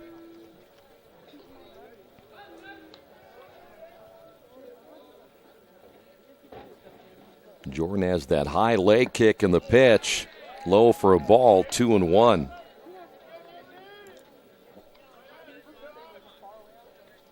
One thing they haven't done with Jordan, they haven't really talk too much about him changing that delivery. He's always had that high leg kick. There's a swing. Might have been partially fouled off that time by Barga. And the count goes to 2 balls and 2 strikes. When he gets runners on base, he generally will do that little slide step. He cuts down on that leg kick a lot, but reminds you a lot of Jim Palmer, who used to pitch a long time ago with the Baltimore Orioles and struck him out. Nice start today for Jordan Christian as he gets out number 1. And we'll head to the top of the order now, Matt Baker. With 1 out, now batting number 7, Matt Baker. Baker, a couple of base hits, 2 for 4 this afternoon. His first look at Jordan, and the fastball stays up high. 1 ball, no strikes. Quakers will have a right-hander throwing in their bullpen. That may be Spencer Owen, their closer. Pitch way outside, 2-0.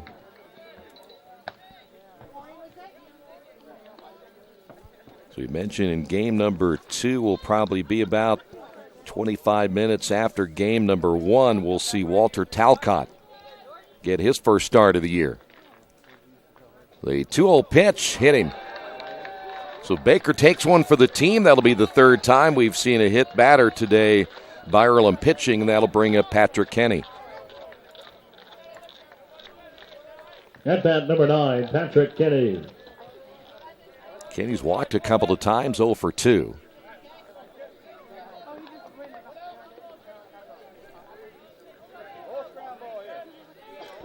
Kenny flew out back in the 1st inning. He walked in the 3rd, flew out in the 5th, and walked in inning number 6.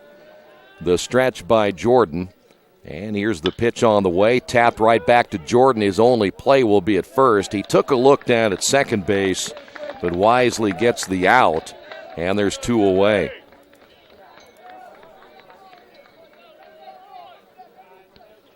That'll bring up now the first baseman, Tim Bates. 6, Tim Bates. Bates 0 for 3 with a walk and a run scored.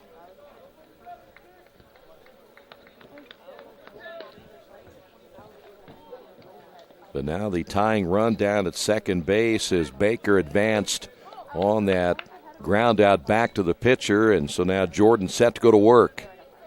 And from the stretch, here's the pitch and a good fastball. See, now with a runner at second base, that leg kick was still high, but if there's somebody at first, he'll cut that down a lot.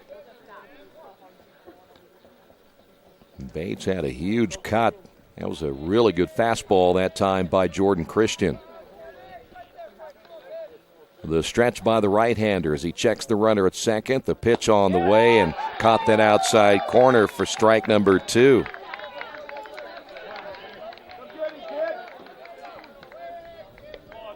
Jordan physically 6'2", probably 180 pounds, 185, and again, big strong kid. Played football for the Quakers again this season. Here's the pitch on the way, off the end of the bat, hit foul by Bates. They had moved him from quarterback to defensive back, which is something he didn't do in high school, but has developed into a pretty good defensive back on the Quaker football team and also their punter. 0-2 now to Bates. The stretch and the pitch. Trying to go outside again, 1-2.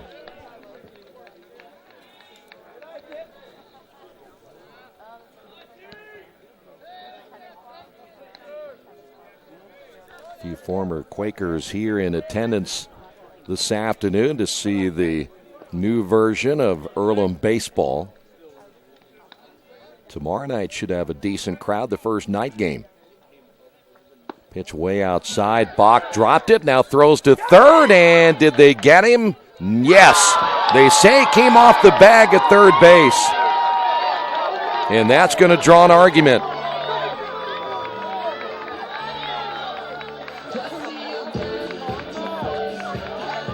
Now there you see the third base coach. I think that is their head coach, Brian McGee. Not happy with that call at all. And that's going to do it for the half inning for the Quakers. We head to the bottom half of inning number 8 on the Wesley Bates Wealth Management scoreboard. Quakers lead this one 8-7. For over a century, Richmond Power and Light has been providing safe, reliable energy to the citizens and businesses of Richmond and the surrounding area. Through their dedicated and talented employees, they are advancing their tradition of exceptional service through new technology, training, and efficiency in everything they do. Richmond Power and Light provides reliable, low-cost energy and technology services in a customer-focused, environmentally responsible, safety-conscious manner. Richmond Power and Light. Together we make powerful partners. At Square Donuts, we take our donuts seriously, and apparently so do our customers. Square Donuts is by far the #1 donut shop in Richmond. At Square Donuts, we bake our donuts, cinnamon rolls, long johns, and many other varieties fresh daily. Donuts became our family tradition and business in 1967, and we've continued through 3 generations. Square Donuts in Richmond has 2 locations, including 1241 Northwest 5th Street and 3637 East Main in the Hoppy Jeweler Plaza. Square Donuts of Richmond. We never cut corners and never will. Quakers may have caught a break that time with the throw down at third. It looked like the runner was safe, and the only thing I can guess is they said that the runner came off the bag. Leading off the bottom of the 8th inning for the Quakers, number 33, Isaiah Shea. Isaiah Shake will lead things off for the Quakers here in the bottom of the 8th inning. Shake's been on base all 4 times.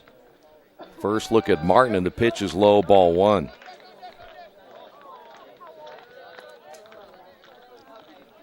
Sometimes if you're not used to playing on the artificial surface, you slide a little bit later than you want to, and you have a tendency to slide past the bag. And again, that's what I think happened at third. That's hit foul. 1 ball, 1 strike.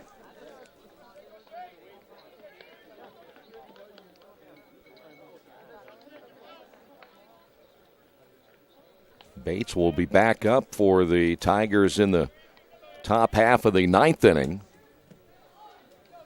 Here's the 1-1 pitch. It stays outside, 2 balls and a strike.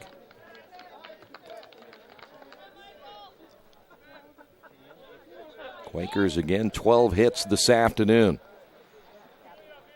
Martin. The left-hander, long look inside to Holland's head, and time called here by Isaiah. He'll shake a couple of stolen bases here today as well to go along with a couple of hits, a walk. This one hit well, diving the second baseman Knox. He'll make the catch, and there's 1 away.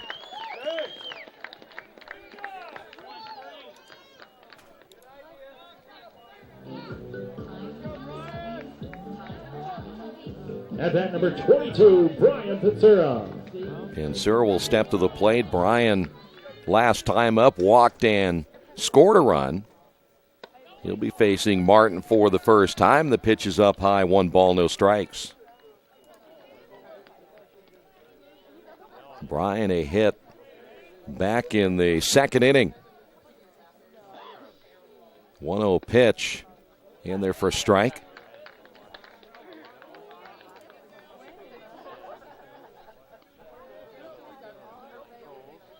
Brian, one of the many players out of the state of Ohio on this Earlham team out of Avon Lake, Ohio. Check swing. And he's down on the count of 1-2.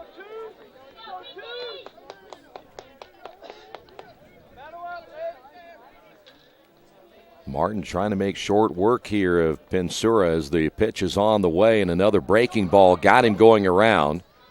Holland's head will throw to first. That'll be a strikeout throw out. 2 away. Here is Danny Dopp.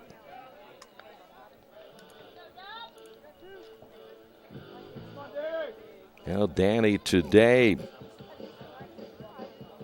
base hit back in the 1st inning. Danny Dopp. He's 1 for 3.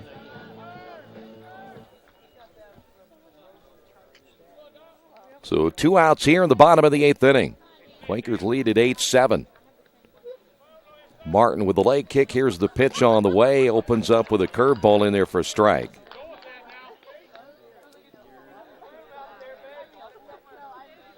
believe it is Spencer Owen who is still warming up in the Quaker bullpen. That pitch coming inside. Danny will take one for the team, and he'll head down to first base.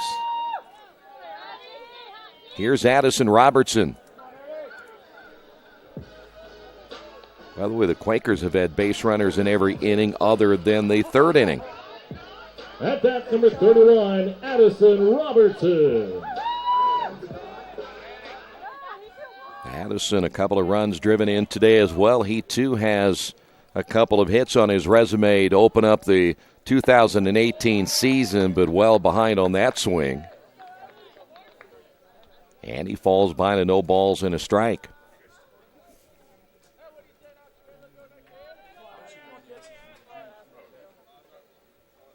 McFadden on deck.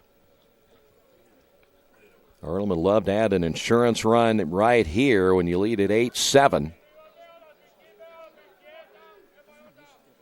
Martin again will check the runner first and softly toss over to his first baseman, Bates.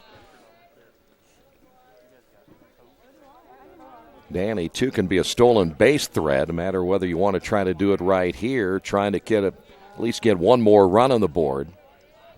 Martin will come set, checks the runner first, now home with a pitch, grounded right back up the middle. Slow roller, could be trouble for Knox. Throw to first, not in time.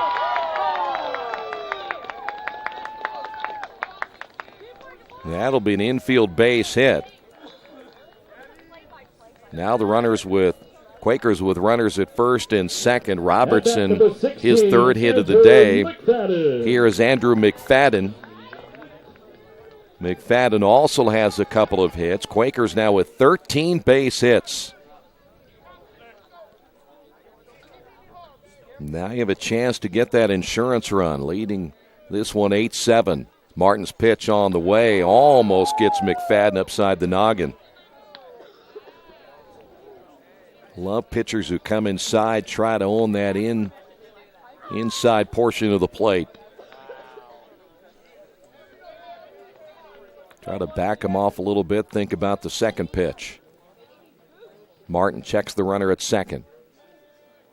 And the pitch on the way, hit well down the line, but that's going to go foul. And McFadden sends that one into the parking lot. Pretty good swing that time by McFadden. Now we see he has a little pop in his bat as well if you make a mistake with a left-handed pitcher. By the way, I was mentioning one of the former players, Nate Lynch, the player of the year last year, the career hits leader, hit over 400 last year. He is here. The stretch once again by Martin. He'll check both runners this time. Longer look at second and comes home with a pitch and missed low. 2 balls and a strike.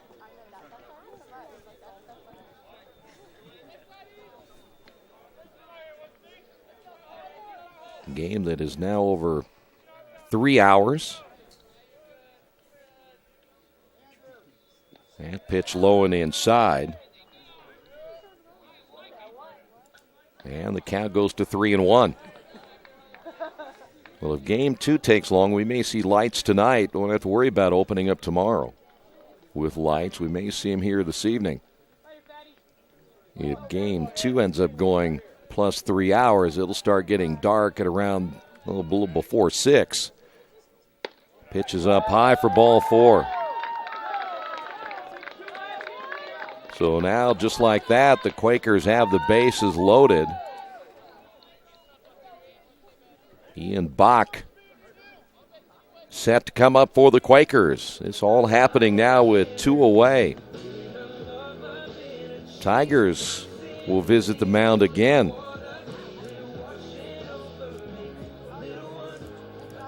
They had no one throwing in their bullpen at the moment. Of course, they weren't expecting after 2 outs that they'd have to go back to their bullpen again. They still have another game to play here today. So ideally, they'd like Martin to maybe finish this one out.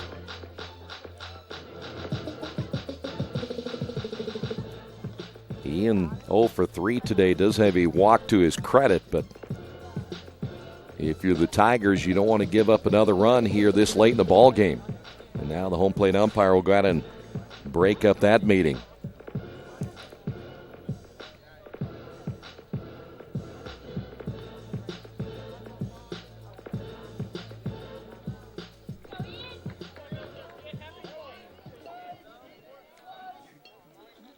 So Martin again will try to get out of this one with Ian Bach stepping to the plate.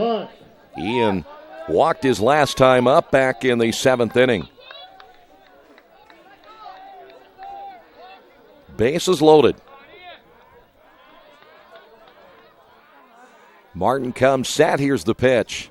And a breaking ball drops in there for a strike.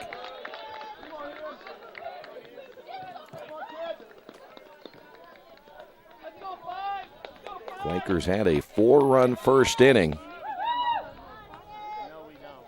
That really got things going. 2 runs in the 5th, 2 more in the 6th inning.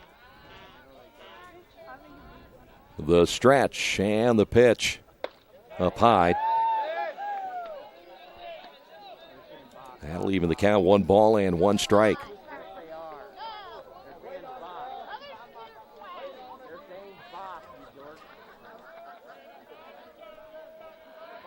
Martin will check the runner at second, and the pitch.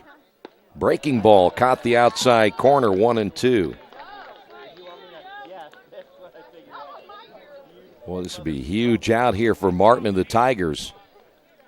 They can get out of this inning without giving up a run. They got the first 2 outs. Quakers loading the bases now for Ian Bach. Time called. Doppus at third, Robertson at second, McFadden at first.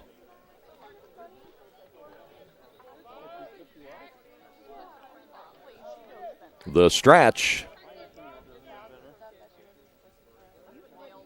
And the 1-2 pitch on the way. That one misses high and outside. 2 balls and 2 strikes.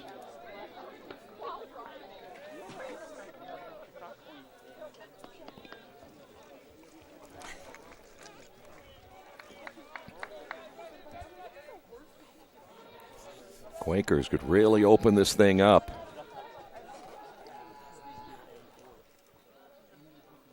Martin, a long look again. Here's the pitch on the way. Hit well into left field. That's going to fall in for a base hit. Here comes the second run. It will score, and the Quakers lead it 10-7.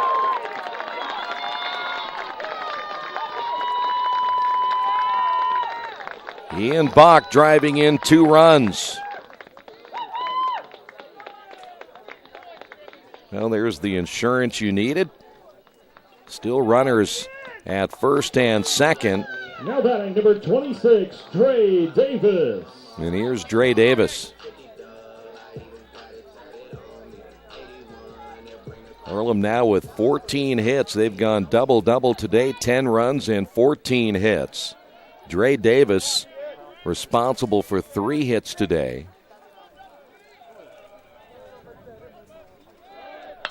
That one's going to be hit into left field as well. That's going to fall in for a base hit.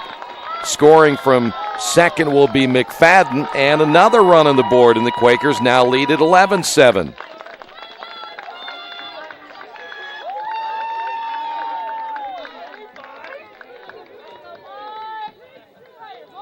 Stepping up to the plate. How about Dre Davis today? 30, Mark Jandro. Here's Jandro. Earlham now with 15 base hits, and Martin thought he was going to get through this inning perhaps unscathed, and it has turned out to be anything but, as he is getting beaten around here in the 8th inning. Quakers now lead it by 4. Martin's pitch on the way, and it is low, ball 1. Jandro has a hit of his own back in the first inning.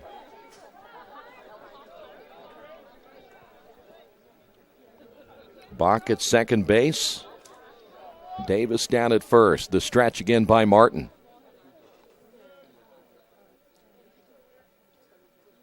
The pitch on the way is way outside, backhanded by Hollinshead.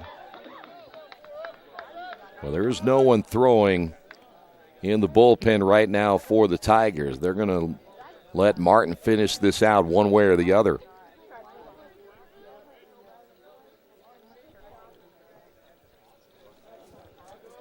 It is Spencer Owen who is throwing for the Quakers. Let's see if they'll let him come in, or will Jordan Christian finish it out. Now that you have a 4-run lead. Boy, that's a pretty high strike.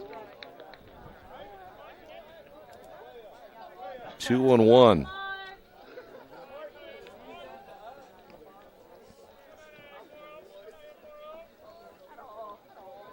Time called again, as we mentioned, with the 3-hour mark we've gone past now on this one.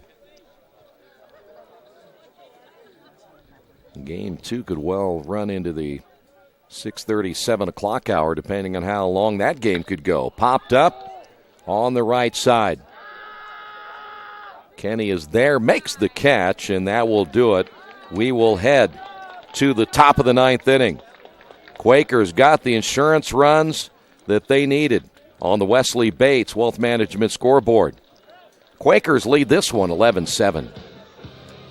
Best One Tire and Service has been committed to our partners since 1948. With more than 250 locations in 26 states, Best One puts over 1 million tires on the road every year. Superior tires, expert service, competitive prices. Best One Tire and Service, where the best costs less. Hi, I'm Roger Clark with Best One of Richmond. Because Best One is one of Bridgestone's largest retailers, we offer exclusive Bridgestone savings. Visit us in Richmond to save on Bridgestone tires today.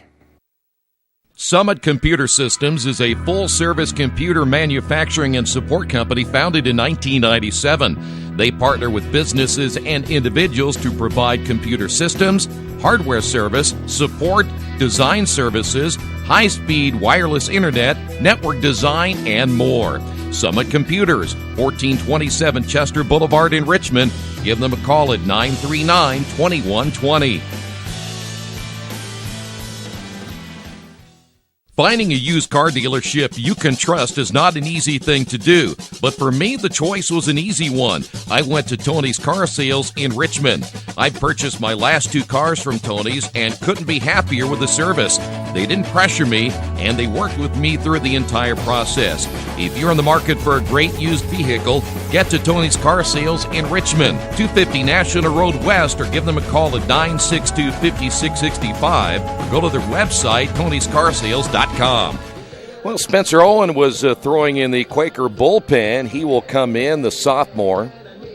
3 saves last year through 25 innings.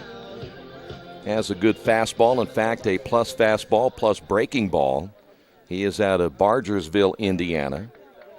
Again, 1-0 last year with an ERA of 2.52. The save situation is gone for the moment. Tim Bates will lead things off. He was at the plate when Baker was thrown out down at third. So Bates, Davis, and then we'll see what happens in the number 4 hole. This one hit into left field, left center field. That's going to fall in for a base hit. Center fielder Shake able to get it back in quickly, and the second baseman Jandro can't hold on to it. It'll be a double. So Bates on base with the 2-base hit, and that will bring up now Mason Davis. Well, take that back. We've got Hamrick.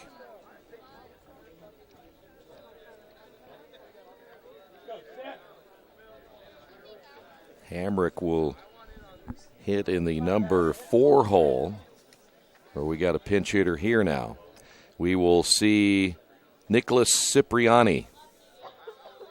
At bat number 12, Nicholas Cipriani.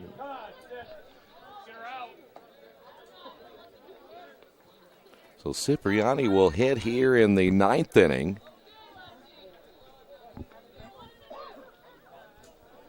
Left-handed hitter now facing Spencer Owen. And the pitch is in there for a strike.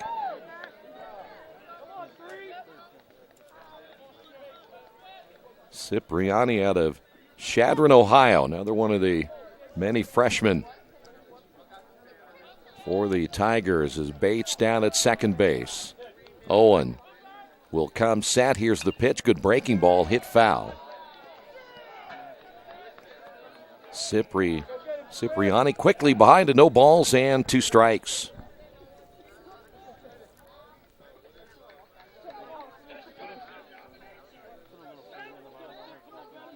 Owen again trying to finish it off here in the 9th inning. Quakers on top, 11-7. The pitch. Swing and a miss. 3 pitches, and Cipriani is done for the day.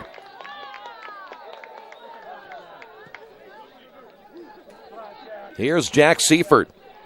With 1 out, now batting number 41, Jack Seifert.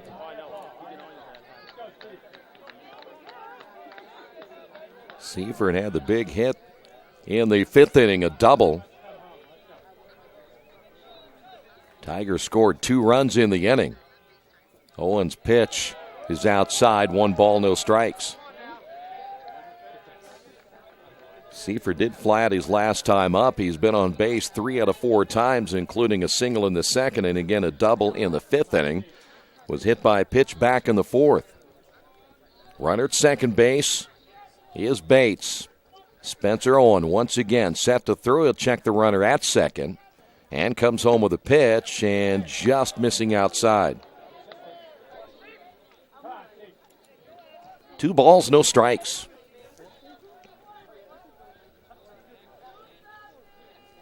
Earlham bullpen is quiet. Jordan Christian got an inning in.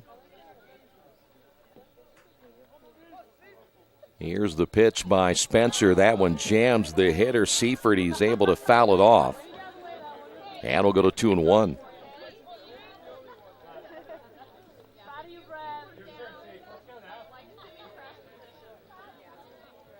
Two balls, 1 strike, 1 away as we play here in the 9th inning. Quakers trying to open up the 2018 season with a win. Here's your 2-1 delivery on the way. Outside, 3-1.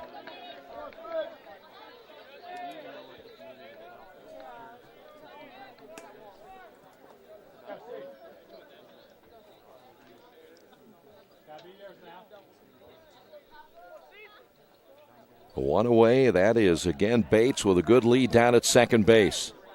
Owen with the pitch, swing and a miss.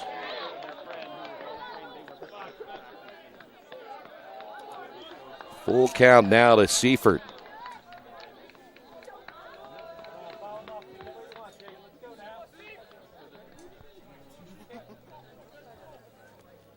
Spencer's next pitch on the way. Check swing. Did he go around? They may ask. I don't think he did. They'll throw to first just in case. But that'll be a walk given up to Seifert. And now the Tigers have runners at first and second with 1 out. And here's Hayden Knox. At bat number 16, Hayden Knox. Knox walked in the 2nd inning, flew out in the 4th, singled in the 5th, grounded out in the 7th. Now 2 runners on with 1 away. Here's a pitch, and it's in there for strike. Well, what you could use right now, get yourself a ground ball, a double play, and end this one.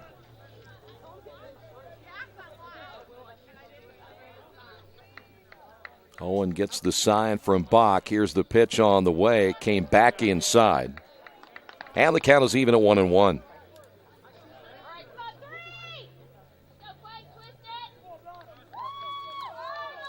And we'll have about a 25-minute break or so between Game 1 and Game 2. We'll see Walter Talcott get the start in our second game. Good cut, hit foul by Knox. And he's down on the count at 1-2.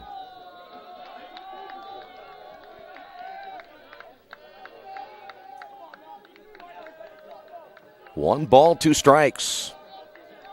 Knox back in. Again, a good left-handed hitter. Owen will have to be careful again with runners at first and second. The stretch and the delivery on the way. Hit off the end of the bat, foul. We'll stay at 1-2. Anything close, Knox will be swinging.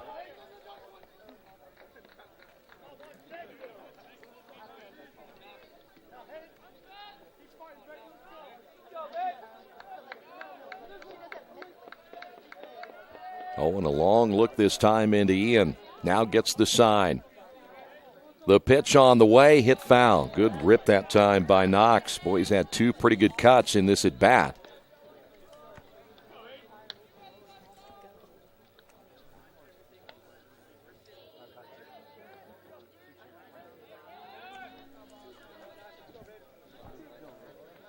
Spencer last year, 17 strikeouts, 11 walks. He did pick up the 3 saves. I would imagine the walk ratio in the 25 innings a little bit high for the right-handed closer. Here's the pitch on the way. Got him looking. Nice breaking ball. Knox, watch that on the inside corner. 2 strikeouts in the inning, 2 away. With 2 away, now batting number 55. And here's your catcher, Jack Hollinshead. Hollinshead hit that home run in the 7th inning. That shot to left field. He'd love to do it again right here as Owen now 1 out away as Hollinshead will step out, which has been a normal thing for the Wittenberg catcher today.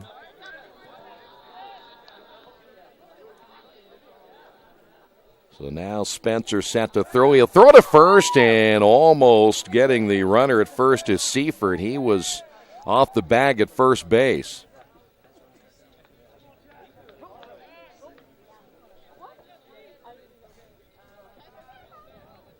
So, and once again, will come set. The pitch on the way, low and outside.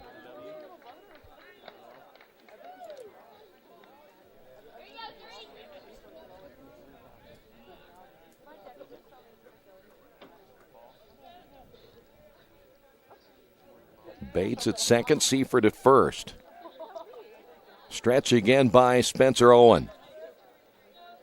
The pitch on the way is low for a ball. 2 balls, no strikes.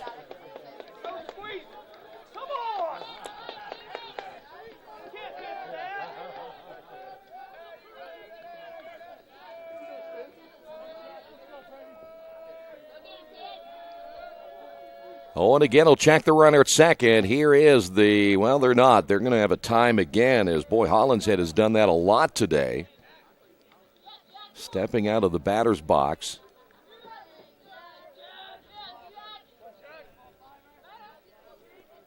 And now on again, we'll go through the signs with Ian Bach. Now gets what he likes, set to throw. As Owen will come home with a pitch, and that's hit foul into the netting. And we'll go to 2-1.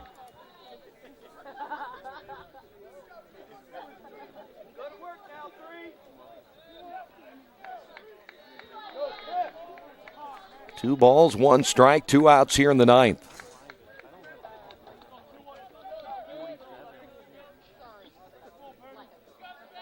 The stretch and the pitch, hit foul.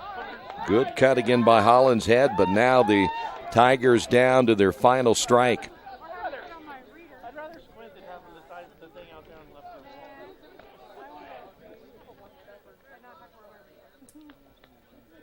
We will have a pinch runner now at first base as coming in for the Tigers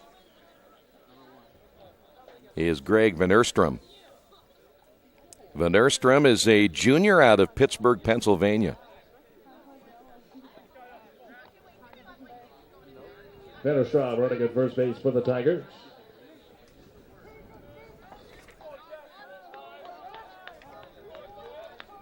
So now Van Erstrom at first, Bates at second. 2 balls, 2 strikes, 2 away. The stretch by Owen. Here's the pitch on the way, got him looking.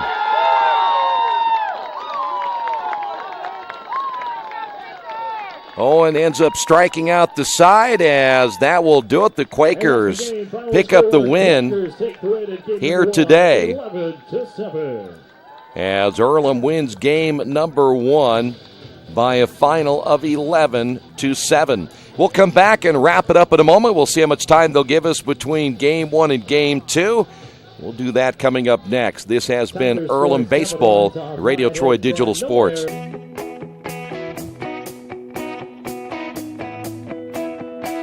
We check 'em better. Every Wetzel Better Buy certified vehicle is fully inspected and reconditioned by ASE and factory trained technicians. And each Better Buy vehicle comes with a Carfax vehicle history report, so you know you can buy a vehicle with confidence. We back 'em better with a 3-day satisfaction guarantee. Every Wetzel Better Buy certified comes with a 3-day or 300-mile satisfaction guarantee. If you don't like it within that 3 days or 300 miles, just bring it back and we'll exchange it for a vehicle of equal value. Every Wetzel Better Buy certified vehicle comes with a 12-month, 12,000-mile warranty. We price them better. We have dedicated individuals searching the entire country for the highest quality, lowest price vehicles for our inventory. In today's competitive market, we're constantly monitoring vehicle values to ensure that we're offering the best prices possible. We guarantee that every Wetzel Better Buy vehicle is the highest quality used car or truck around. Our reconditioning process guarantees that you are getting a vehicle as close to brand new as possible, and our warranties back that up.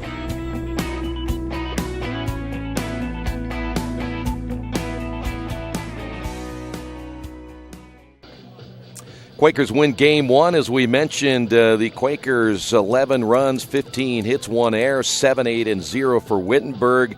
Matt Mathias will get the win. Tanner Griggs will take the loss.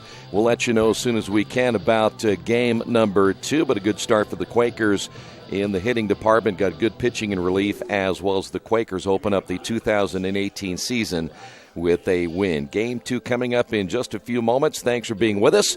This has been Earlham Baseball and Radio Troy Digital Sports.